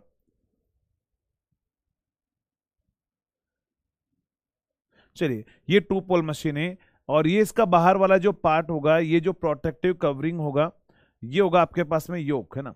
समझना, रफली डायग्राम बना रहा हूं, यहां पर ये वाला पार्ट है योक। अब बताओ योक से कितना फ्लक्स फ्लो होगा, तो मैंने क्या बोला था कि ध्यान रखना, हमेशा नॉर्थ पोल से 5 फ्लक्स लीव होगा, क्योंकि फ्लक्स पर पोल मैंने 5 माना है। यहां से नॉर्थ पोल से फ्लक्स जो है 5 लीव होगा, वो इधर जाएगा। तो ध्यान रखना, ये फ्लक्स जो 5 है उसमें से 5/2 ये है और 5/2 ये, मान लो इधर आ रहा है ना। अब यहां पर जैसे ही फ्लक्स पहुंचेगा, तो मैंने क्या बोला, फ्लक्स आपके पास में फिर से नॉर्थ पर जाना चाहिए। तो जैसे ही वो देखोगे तो ये स्ट्रक्चर आपका सिमेट्रिकल होगा, दोनों साइड की लेंथ एकदम बराबर होगी। तो यहाँ पर फ्लक्स जो आएगा वो बोलेगा, एक काम करता हूं मैं, हाफ फ्लक्स जो इधर से होकर जाऊंगा मैं, क्योंकि लो रिलक्टेंस पाथ, दोनों साइड से सेम पाथ मिल रहा है, सेम लेंथ का पाथ मिल रहा है। तो यहां से जो फ्लक्स है 5/2 फ्लक्स देखो उधर से जा रहा होगा, 5/2 फ्लक्स इधर से जाएगा, यानी कि यहां पर आपके पास में जो 5/2 फ्लक्स है वो इधर से जाएगा। तो आप मुझे बताओ, अभी मैंने टॉप 2 पोल बनाई, योग से कितना फ्लक्स जा रहा है, जल्दी से बताओ, जल्दी से बताओ। मृणल, आप ही आंसर बताएंगे कि जल्दी से बताओ, आपके पास में 2 पोल मशीन मैंने बनाई है, योग से कितना फ्लक्स जा रहा है, कितना जा रहा है, जल्दी से बताएं। 5 जा रहा है? अरे योग से पोल से नहीं, योग से देखो 5/2 5/2 5/2 5/2 तो जा रहा है, 5 कहाँ जा रहा है? आप सभी लोग 5 बोल रहे हो, बेटा आपको 5 कहाँ दिख रहा है? अरे योग योग ये वाला, ये जो घूम रहा है देखो, 5 फ्लक्स है क्या, 5/2 है ना, 5 कहाँ है, 5/2 है, यहाँ पर भी 5/2 है, 5 कहाँ दिख रहा है आप सभी लोग को? ये 2 नहीं दिख रहा है क्या यहाँ पर? समझना, ये 5/2 है, 5 नहीं है, 5/2 5/2। आप बोलना, मैं बोलना क्या चाह रहा हूं आप समझ क्या रहे हो? मैं बोल रहा हूं योग में, योग ये पूरा योग है, ये पूरा योग है। इस योग में यहां देखूं मैं, यहां देखूं मैं, यहां पर देखूं, यहां पर देखूं, योग में कहीं पर भी देखूं, मुझे कितना फ्लक्स दिखेगा, योग के अंदर कितना फ्लक्स जा रहा है। आप ये क्यों दे रहे हो, टोटल समेशन की बात नहीं कर रहा हूं, मैं बोल रहा हूं योग में, ये योग में जो फ्लक्स रोटेट हो रहा है, किसी भी पॉइंट पर बात करूं योग की, तो उसका मैग्नीट्यूड कितना है फ्लक्स का, वो मैं बोलना चाह रहा हूं। कितना फ्लक्स का मैग्नीट्यूड है बताओ जल्दी से।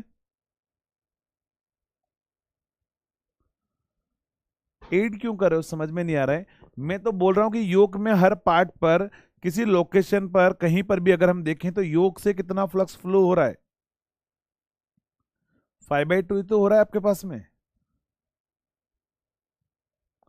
टोटल नहीं है, टोटल की बात नहीं कर रहे हैं अपन, मुझे तो जो दिख रहा है मैं बात कर रहा हूँ। यहाँ पर योग में कितना है बताओ, 5/2, यहाँ पर भी 5/2, इधर से भी 5/2 आ रहा है। जब मैंने आपको 6 पोल बनवाया, मतलब 4 पोल बनाया, तो भी देखो यहाँ से 5/2 फ्लक्स, इधर से 5/2 आ रहा है, इस पाथ से भी, यहाँ से भी 5/2 आ रहा है, यहाँ से भी 5/2 आ रहा है, यहाँ से भी 5/2 आ रहा है। ऐड नहीं करना है, योग में अगर हम बात करें तो कितना फ्लक्स जाएगा, तो आपका आंसर होगा 5/2। क्लियर, समझ में आ गया, जल्दी से बताओ। हाँ, पोल कितने भी हो, हमेशा आपका फ्लक्स जो है वो 5/2 ही रहेगा, इस चीज का ध्यान रखना है। तो एक जनरल पॉइंट है, बहुत बार एग्जाम में क्वेश्चन पूछा हुआ है, आप कितने ही पोल मशीन आप बना लेना, योग में हमेशा 5/2 फ्लक्स ही फ्लो होता है। जल्दी से बताओ, ये समझ में आ गया, ये चीज समझ में आ गई सभी को? क्लियर,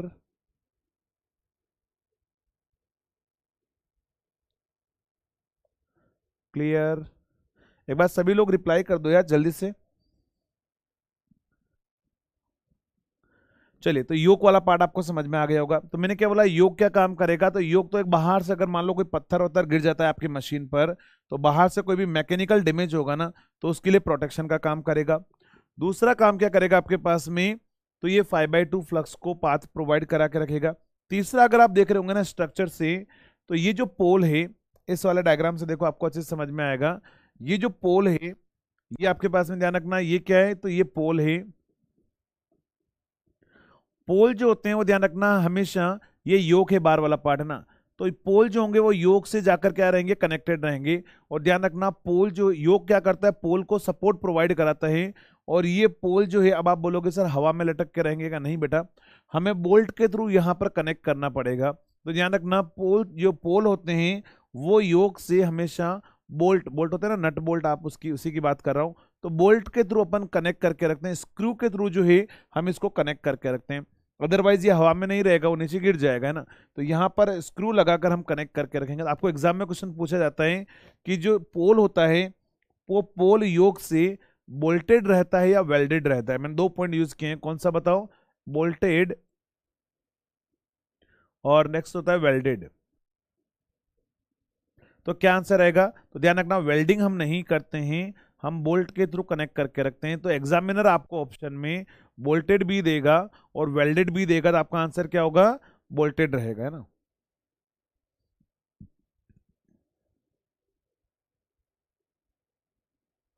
हाँ, ये इसमें इसमें हो जाएगा, योग ये नहीं है, ध्यान रखना, योग नहीं है, ये तो पोल है, ये पोल है। योग तो बाहर वाला है ना, तो योग अलग है, पोल अलग है। ये वाला पार्ट ध्यान रखना, ये पोल है, ये पूरा पोल है, यहां से लेकर यहां तक पोल है, ये बाहर वाला योग है।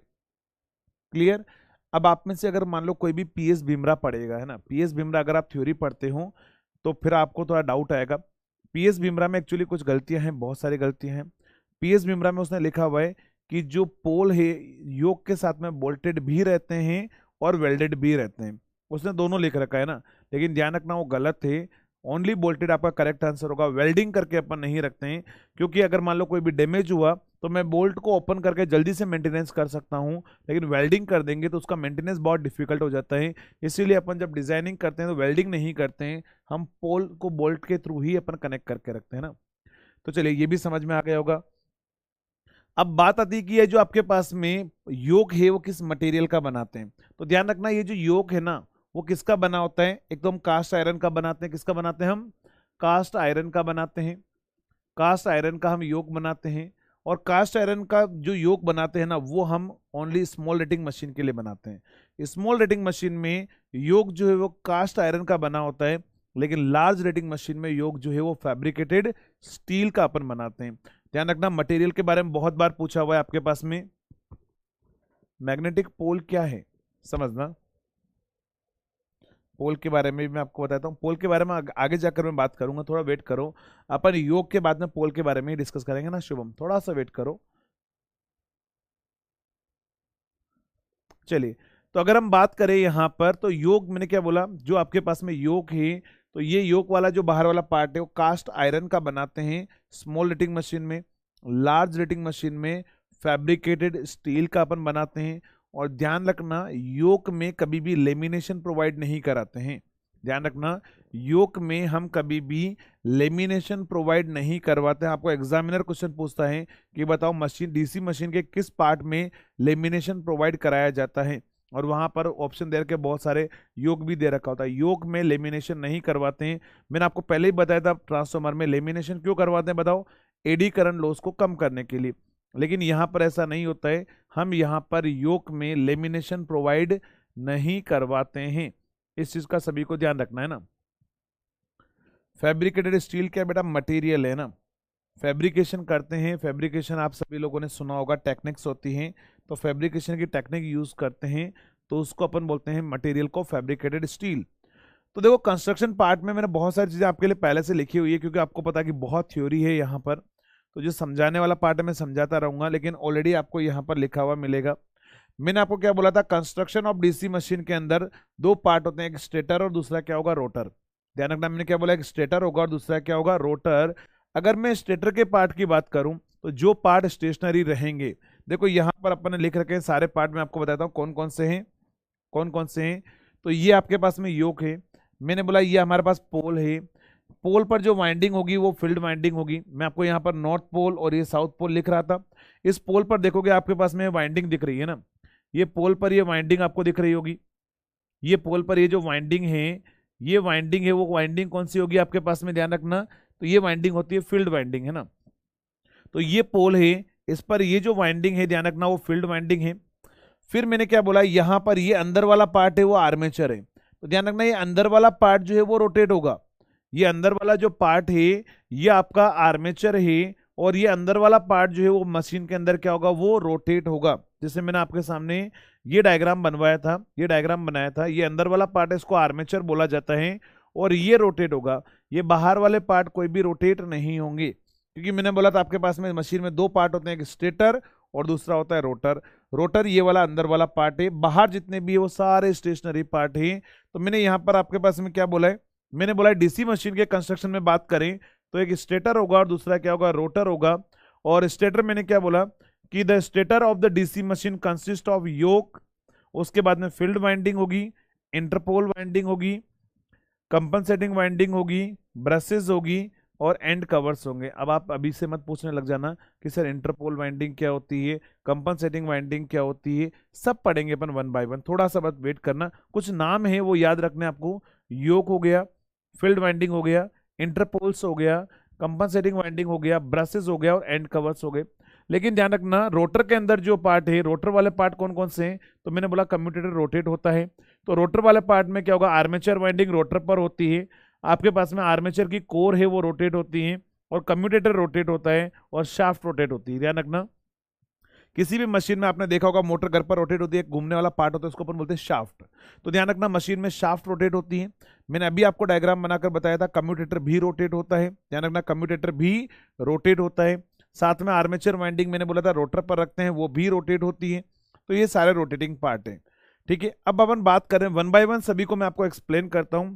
तो मैंने आपको पहला पॉइंट मैंने आपको एक्सप्लेन किया किसके बारे में, योग के बारे में। मैंने आपको बोला योग क्या काम करता है, तो ध्यान रखना योग के दो काम है, योग के दो काम है। कौन सा काम है, पहला काम है कि वो 5/2 फ्लक्स पाथ प्रोवाइड, 5/2 फ्लक्स के लिए पाथ प्रोवाइड कराएगा। तो देखो आपके पास में यहां पर पॉइंट लिखा हुआ है आपके सामने, it provide path for the pole flux and carries half of it. यानी कि आपके पास में जो योग है वो फ्लक्स के लिए मतलब हाफ फ्लक्स को क्या करेगा, कैरी करेगा। दूसरा काम क्या है, तो बाहर से मैकेनिकल डैमेज का प्रोटेक्शन करेगा। तो मैंने क्या बोला, ये provide the mechanical support to whole machine since the flux carries by yoke is stationary. और यहां पर ध्यान रखना, यहाँ का जो फ्लक्स है ध्यान रखना वो स्टेशनरी होता है। स्टेशनरी का मतलब है आपके पास में जो फ्लक्स है वो टाइम इनवेरिंग है, टाइम के साथ में चेंज नहीं होगा।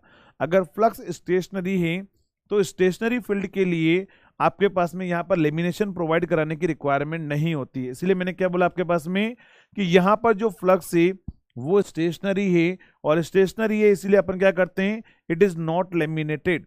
तो ध्यान रखना, मैंने आपको बोला है कि योग को लेमिनेशन प्रोवाइड नहीं करवाते हैं क्योंकि यहाँ का फ्लक्स स्टेशनरी होता है, और स्टेशनरी होने की वजह से मुझे यहाँ पर लेमिनेशन की रिक्वायरमेंट नहीं है। अगर टाइम के साथ में चेंज होता तो वो एडी करंट जनरेट करता।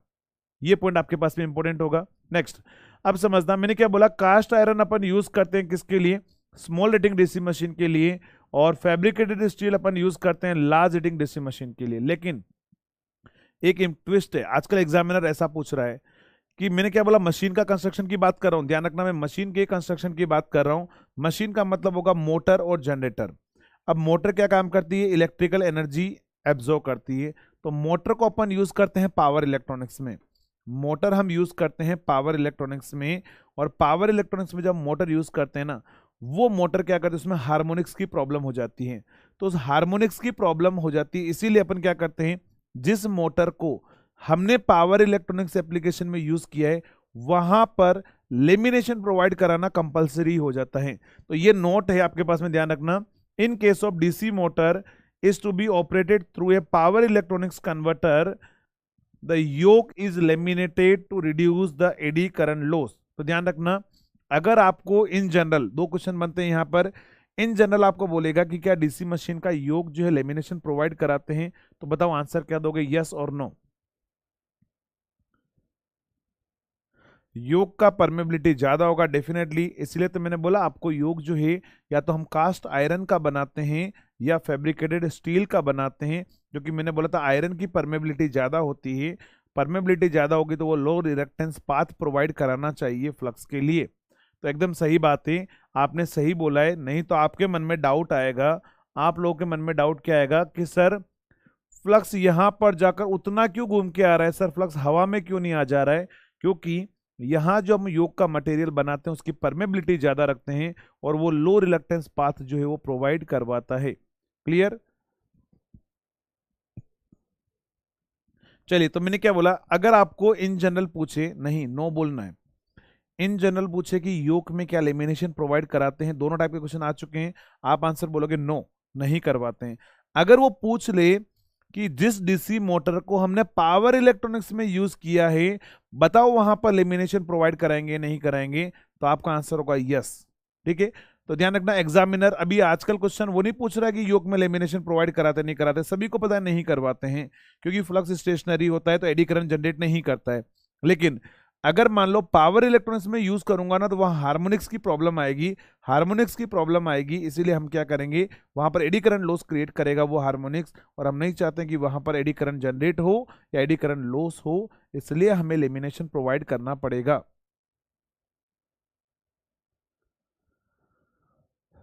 चलिए जल्दी से बताओ, ये पॉइंट समझ में आ गया? बोलो यार।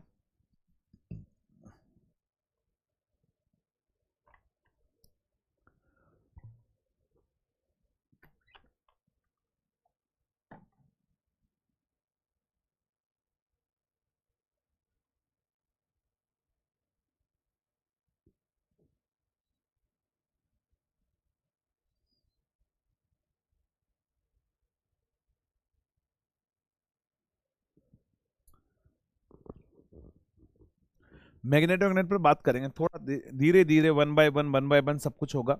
क्योंकि देखो आप लोग है ना कॉलेज में क्या पढ़ते हो, सिर्फ ट्रांसफॉर्मर ही पढ़ते हो, आप लोग किसी दूसरी चीज को अच्छे से डिटेल में नहीं पढ़ते हो, लेकिन यहाँ पर एग्जाम में बहुत ज्यादा डिटेल में पूछी जाती है हर एक चीज, तो वो आपको हर एक चीज डिटेल में मुझे एक्सप्लेन करनी पड़ेगी। धीरे धीरे वन बाय वन सब कुछ आपके पास में होगा, सब कुछ आपको समझ में आ जाएगा, है ना? यहाँ तक क्लियर है? एक एक चीज जो है ना, जैसे मान लो अगर आपको कभी भी 5 मंजिल का मकान बनाना है, तो आप ऐसा नहीं कर सकते कि डायरेक्टली आप 5वीं मंजिल बना लोगे। पहले आप पहली मंजिल बनाओगे, फिर उसके बाद में दूसरी मंजिल बनाओगे, फिर तीसरी मंजिल बनाओगे, फिर 5वीं मंजिल पे पहुंचोगे। इसका मतलब क्या है, अगर 5वीं मंजिल बनाना है ना, तो पहले आपको बेस हमारा स्ट्रॉन्ग करना पड़ेगा।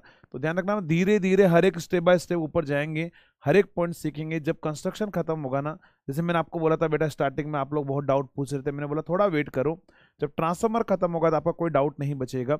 सिमिलरली जब डीसी मशीन खत्म होगा ना, या कंस्ट्रक्शन खत्म होगा, तो कोई डाउट आपका नहीं बचेगा, है ना? जो डाउट आपके मन में आ रहे हैं वो सारे आपके पास मैं एक्सप्लेन कर दूंगा। बस आप ये बताओ कि अभी तक जो समझाया वो समझ में आ गया, तो बस वो क्लियर है। अभी तक जो समझाया उसमें कोई डाउट हो तो आप पूछ सकते हो, है ना? यहां तक समझ में आ गया सभी को? खाली पोल ही लेमिनेटेड होते हैं, आकाश वो बात करेंगे कि पोल ही लेमिनेटेड होते हैं या पोल में भी क्या बता कोई पार्ट लेमिनेटेड नहीं होता है क्या, वो भी बात करेंगे अपन, हम थोड़ा सा वेट करो। चलिए, तो ये आपको समझ में आ गया होगा, योग के जो हर एक पॉइंट है वो मैंने आपको समझा दिए। ध्यान रखना, यहाँ का योग का हर एक पॉइंट आपके लिए इंपॉर्टेंट है और एग्जाम के अंदर यहाँ से बहुत सारे क्वेश्चन पूछे जाते हैं। क्लियर? चलिए नेक्स्ट पॉइंट पर अगर हम बात करते हैं, अगले पॉइंट पर अगर हम बात करें, तो यहां पर हमारे पास में आता है ये वाला पार्ट जो है, बार वाला पार्ट, मैंने क्या बोला, ये होता है हमारा योक, ये होता है हमारा योक, ये जो होता है ना इसको हम बोलते हैं पोल, इसको हम बोलते हैं बेटा पोल। अब हम बात करते हैं दूसरे पार्ट के बारे में, और दूसरा पार्ट होगा आपके पास में पोल। तो देखो यहां पर अगर मैं पोल की बात करूं, है ना, पोल, पोल की अगर हम बात करें, तो पोल का जो कुछ कंस्ट्रक्शन है वो कुछ ऐसा होता है। पोल का जो कंस्ट्रक्शन है वो बेटा कुछ ऐसा होता है कि ये आपके पास में क्या है, पोल है। आपको ऐसा मत सोचना कि सर ऐसा पोल क्यों बना दिया, अभी तक तो आप ऐसा पोल बना रहे हो, कैसा भी बना सकते हैं ना।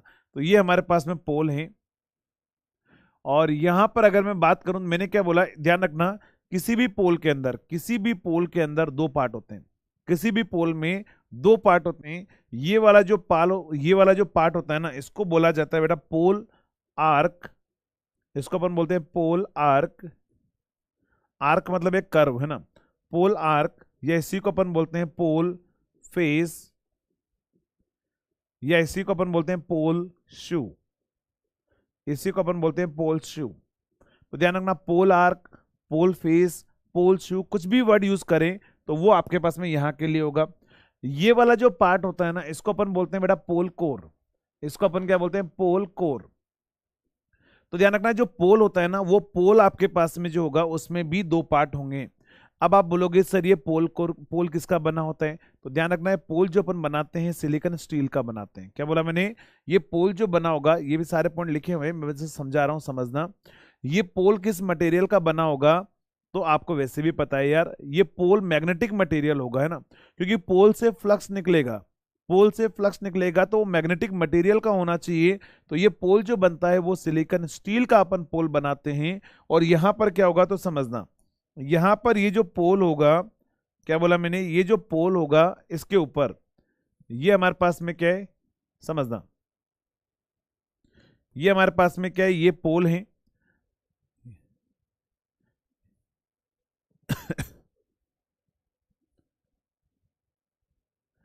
ये हमारे पास में क्या है, पोल है।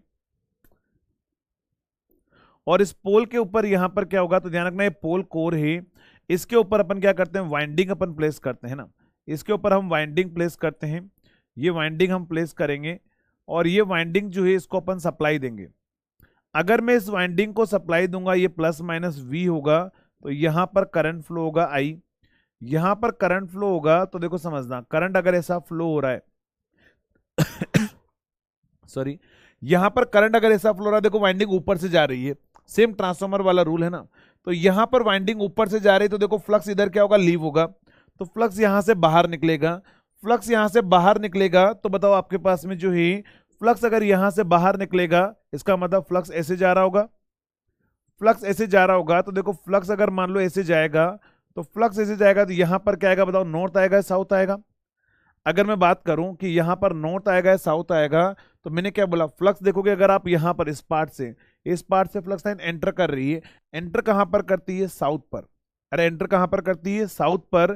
तो ये हमारे पास में जो पॉइंट आएगा वो क्या आएगा, वो आएगा बेटा साउथ। वो क्या आएगा आपके पास में, साउथ आएगा। लेकिन अगर हम बात करें यहां पर दूसरा स्ट्रक्चर, अगर मैं बात करूं यहां पर, तो मान लो ये आपके पास में क्या है, ये आपका पोल है, ये आपका पोल है। और ध्यान रखना, पोल पर दो पार्ट होते हैं, एक होता है पोल कोर, एक होता है पोल शू। तो यहां पर मान लो अगर हम वाइंडिंग का ओरिएंटेशन जो है वो हम ऐसा रख रहे हैं, वाइंडिंग का ओरिएंटेशन अगर हम ऐसा कर रहे हैं यहां पर, और ये आपके पास में क्या होगा, यहां से करंट आपका आई फ्लो हो रहा है। तो ये करंट अगर ऐसा फ्लो हो रहा है तो अगर आप देखोगे तो वाइंडिंग इस बार नीचे से जा रही है, नीचे से जा रही है, तो यहां से फ्लक्स जो होगा वो इधर जाएगा। फ्लक्स अगर इधर जाएगा तो देखो फ्लक्स यहां से क्या होगा आपके पास में, फ्लक्स यहां से इधर जाएगा तो ये फ्लक्स इधर से बाहर निकलेगा। अगर फ्लक्स यहां से बाहर निकलेगा तो मैंने क्या बोला, फ्लक्स बाहर कहां से निकलता है, नॉर्थ से। तो यहां पर अब आपने बोला था सर मैग्नेट कैसे बनती है, तो आप मुझे बताओ यहां पर डीसी मशीन में जो मैग्नेट बन रही है वो इलेक्ट्रोमैग्नेट है या परमानेंट मैग्नेट है? क्योंकि मैंने पहली क्लास में आपको बताया था मैग्नेटिक सर्किट, मैंने बोला दो टाइप की मैग्नेट होती है, एक इलेक्ट्रोमैग्नेट और दूसरी होती है परमानेंट मैग्नेट। जल्दी से बताएंगे सभी लोग, ये इलेक्ट्रोमैग्नेट है या परमानेंट मैग्नेट है? जल्दी बताना है फास्ट सभी को।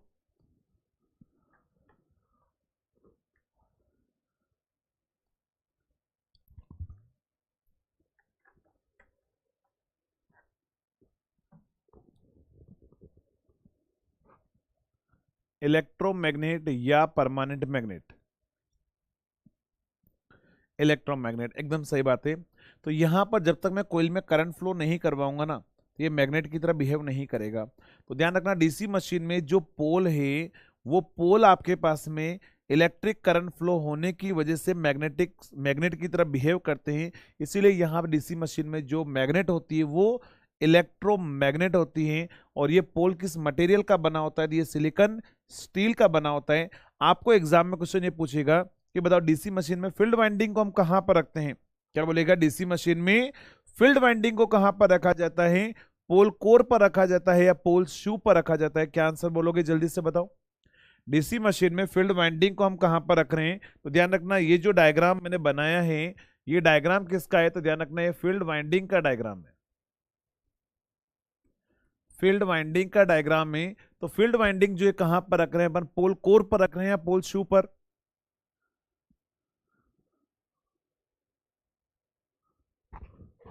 अच्छा आपका माइक सीधा हो गया।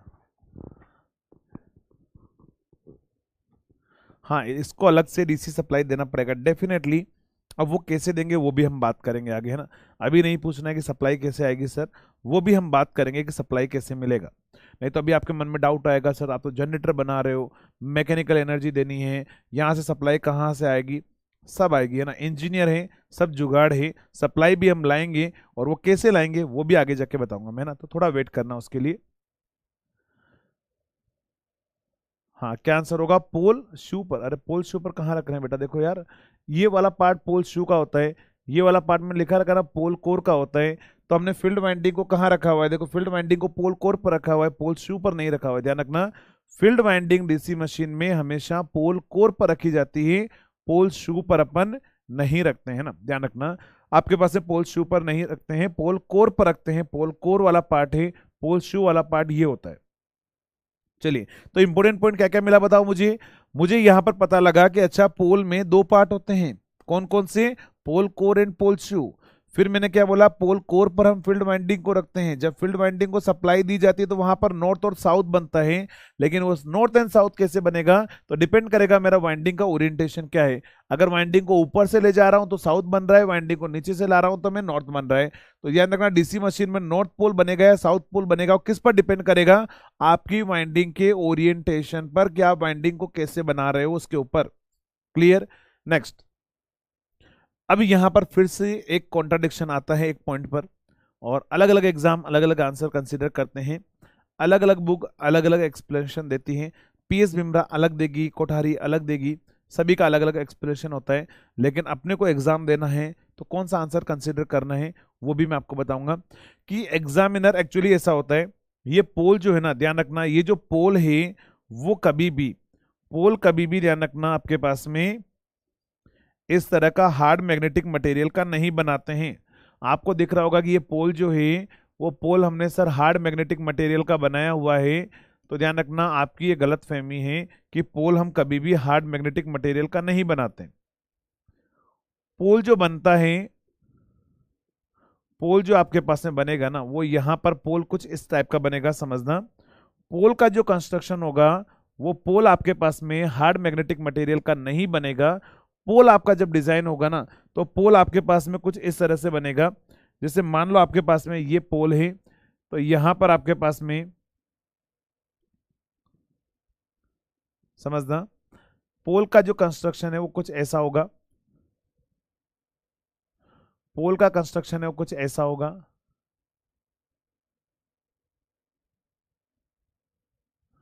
पोल का कंस्ट्रक्शन है वो कुछ ऐसा होगा।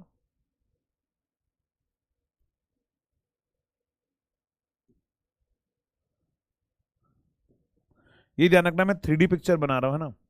3D में मूवी देखी होगी, सभी को अच्छा लगता है मूवी देखना 3D में। तो ध्यान रखना ये जो मैंने बनाया है ना, ये एक पार्ट है, ये उसके पीछे एक और है, ये उसके पीछे एक और है, ये इसके पीछे एक और है। मतलब क्या समझ में आया बेटा, यहाँ पर जो पोल बनता है ना वो पतली पतली लेयर से बनता है।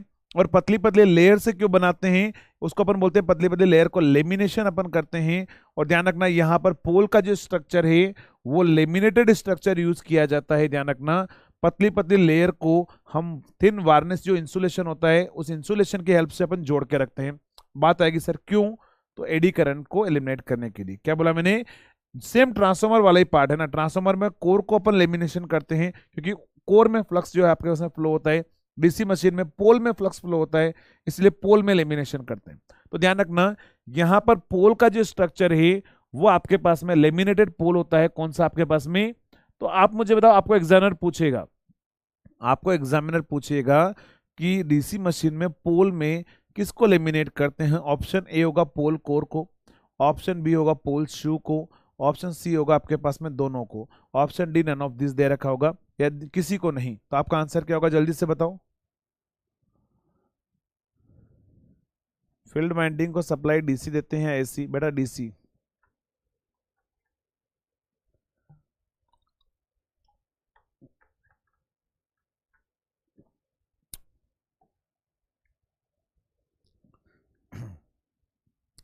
आप बोल रहे हो सर फ्लक्स तो डीसी है, एडी करंट कहाँ से आएगा? बेटा आपको पता है वहां पर ईएमएफ इंड्यूस एसी हो रहा था, वो एसी इंड्यूस्ड ईएमएफ भी कुछ ना कुछ आपके पास में वहां पर कोई डिस्टरबेंस क्रिएट करेगा। वो डिस्टरबेंस एसी इंड्यूस्ड ईएमएफ जो है वो पोल के आसपास में ही है, तो पोल में वो एडी करंट जनरेट करवाएगा। तो वहां पर आसपास में एसी इंड्यूस्ड ईएमएफ भी है, उसकी वजह से आप की वजह से वहां पर ईएमएफ जो आपके पास में या एडी करंट जनरेट होगा, क्योंकि ईएमएफ कट करेगा, ईएमएफ कट करेगा तो वहां पर आपके पास में जो है उसमें एडी करंट जनरेट हो जाएगा। तो इसीलिए अपने को लेमिनेट करना पड़ेगा वहां पर, है ना। तो देखो अब आपको यहां पर दिख रहा है,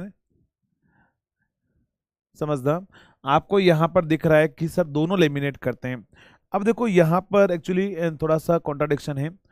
पीएस बिमरा अगर आप पढ़ोगे तो पीएस बिमरा में ऐसा लिखा हुआ है कि ना डीसी मशीन जनरली पोल शू को लेमिनेट करते हैं, बट उसने आगे ये भी लिखा हुआ है नाउ वे डेज जितनी भी मशीन बन रही है उसमें दोनों को लेमिनेट करते हैं। क्या बोला उसने, ध्यान रखना, उसने अपनी दोनों दोनों को खुश कर दिया। उसने उसने बोल दिया कि जनरली तो अपन क्या करते हैं, पोल शू को लेमिनेट करते हैं, और आगे उसने लिख दिया कि जो नाउ वे डेज आजकल जो मशीन बन रही है उसमें दोनों को लेमिनेट करते हैं। और बहुत सारी बुक बोलती है कि ओनली पोल शू को लेमिनेट करते हैं, वो आगे बोलता ही नहीं कुछ भी। ठीक है, तो यहां पर जो है एग्जामिनर जो आंसर आपका कंसिडर करता है वो एग्जामिनर आंसर कंसिडर करता है ओनली पोल शू वाला, ध्यान रखना। लेकिन अगर मैं बात करूं प्रैक्टिकली तो ध्यान रखना प्रैक्टिकली दोनों को लेमिनेट किया जाता है।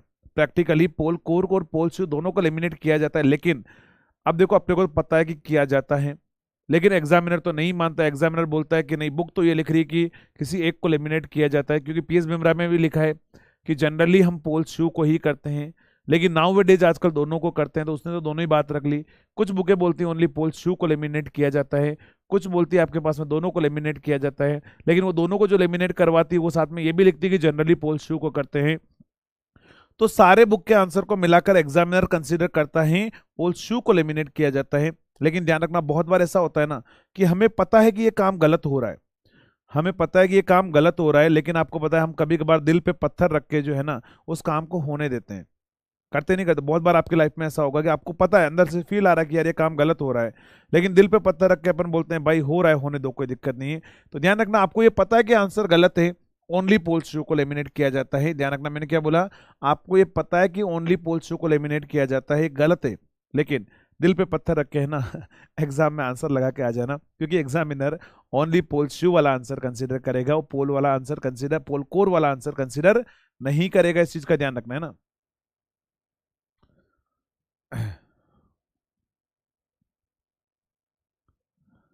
बेटा परमानेंट मैग्नेट जो अगर हम करेंगे तो पीएमडीसी हो जाएगा, परमानेंट मैग्नेट डीसी मोटर भी होती है, उसकी बात अपन अलग करेंगे। यहाँ पर इलेक्ट्रोमैग्नेट की बात कर रहे हैं, तो परमानेंट मैग्नेट डीसी मोटर भी अलग होती है, उसकी बात अपन बाद में करेंगे, उसको अपन बोलते हैं पीएमडीसी मोटर, है ना।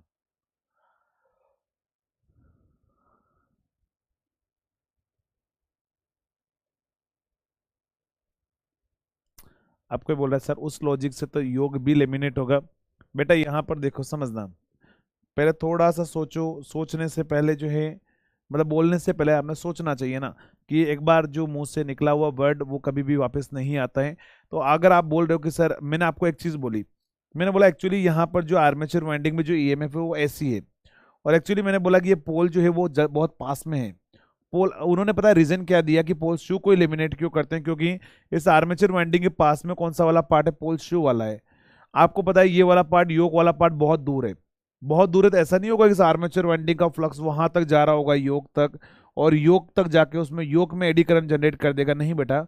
वो फ्लक्स आर्मेचर वाइंडिंग का जो फ्लक्स होगा वो यहाँ पर है ना पोल के आसपास रहेगा, और पोल के आसपास अगर ईएमएफ रहेगा तो पोल के आसपास है, तो वो आसपास वाले एरिया में ही एडी करंट जनरेट कर पाएगा। इसीलिए उन लोगों ने बोला कि पोल शू में ही एडी करंट जनरेट होगा, तो एक काम करो पोल शू को ही लेमिनेट करो। लेकिन थोड़ा बहुत माइनर एडी करंट जो है वो पोल कोर में भी होता है, इसीलिए पोल कोर को भी लेमिनेट किया जाता है। लेकिन अब योक बहुत दूर है उससे ना, आर्मेचर से बहुत दूर है बाहर, तो वहां तक वो एडी करंट जनरेट नहीं कर पाएगा। Clear SKS? आपका नाम क्या, एक बार नाम भी बता दीजिए।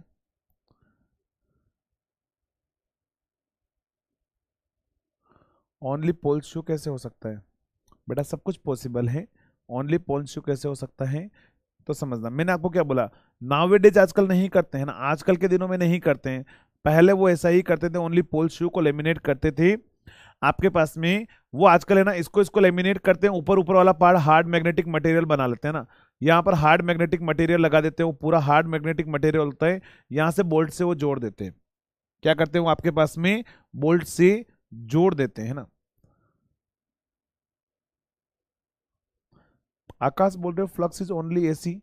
नहीं बेटा, फ्लक्स एसी नहीं होता है, मैंने तो बोला यहाँ पर टाइम इन वेरिंग फ्लक्स है, डीसी फ्लक्स आपके पास टाइम इन वेरिंग फ्लक्स मतलब है फ्लक्स के साथ में चेंज, टाइम के साथ में चेंज नहीं हो रहा है। यहाँ एसी फ्लक्स मत मान के चलो, है ना।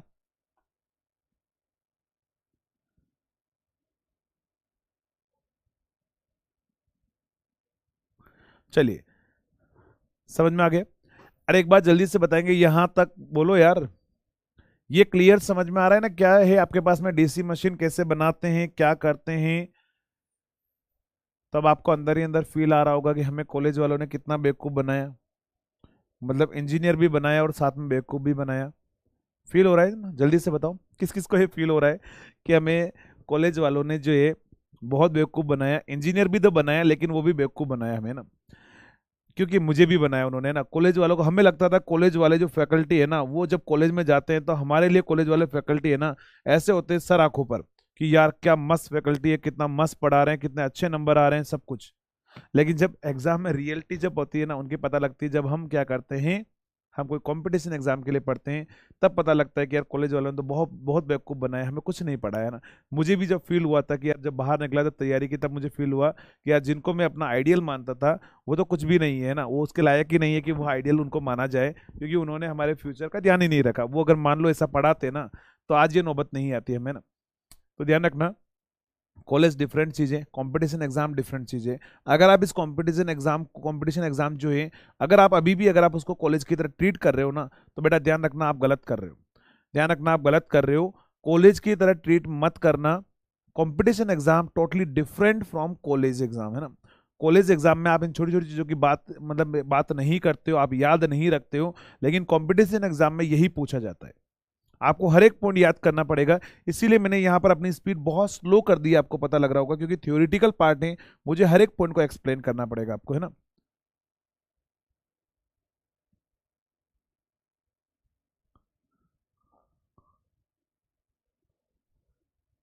क्लियर।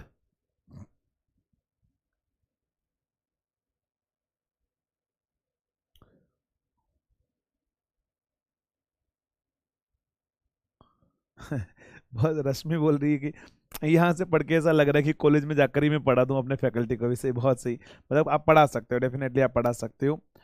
ठीक है, समझना। यहाँ तक समझ में आ गया, जल्दी से बताओ।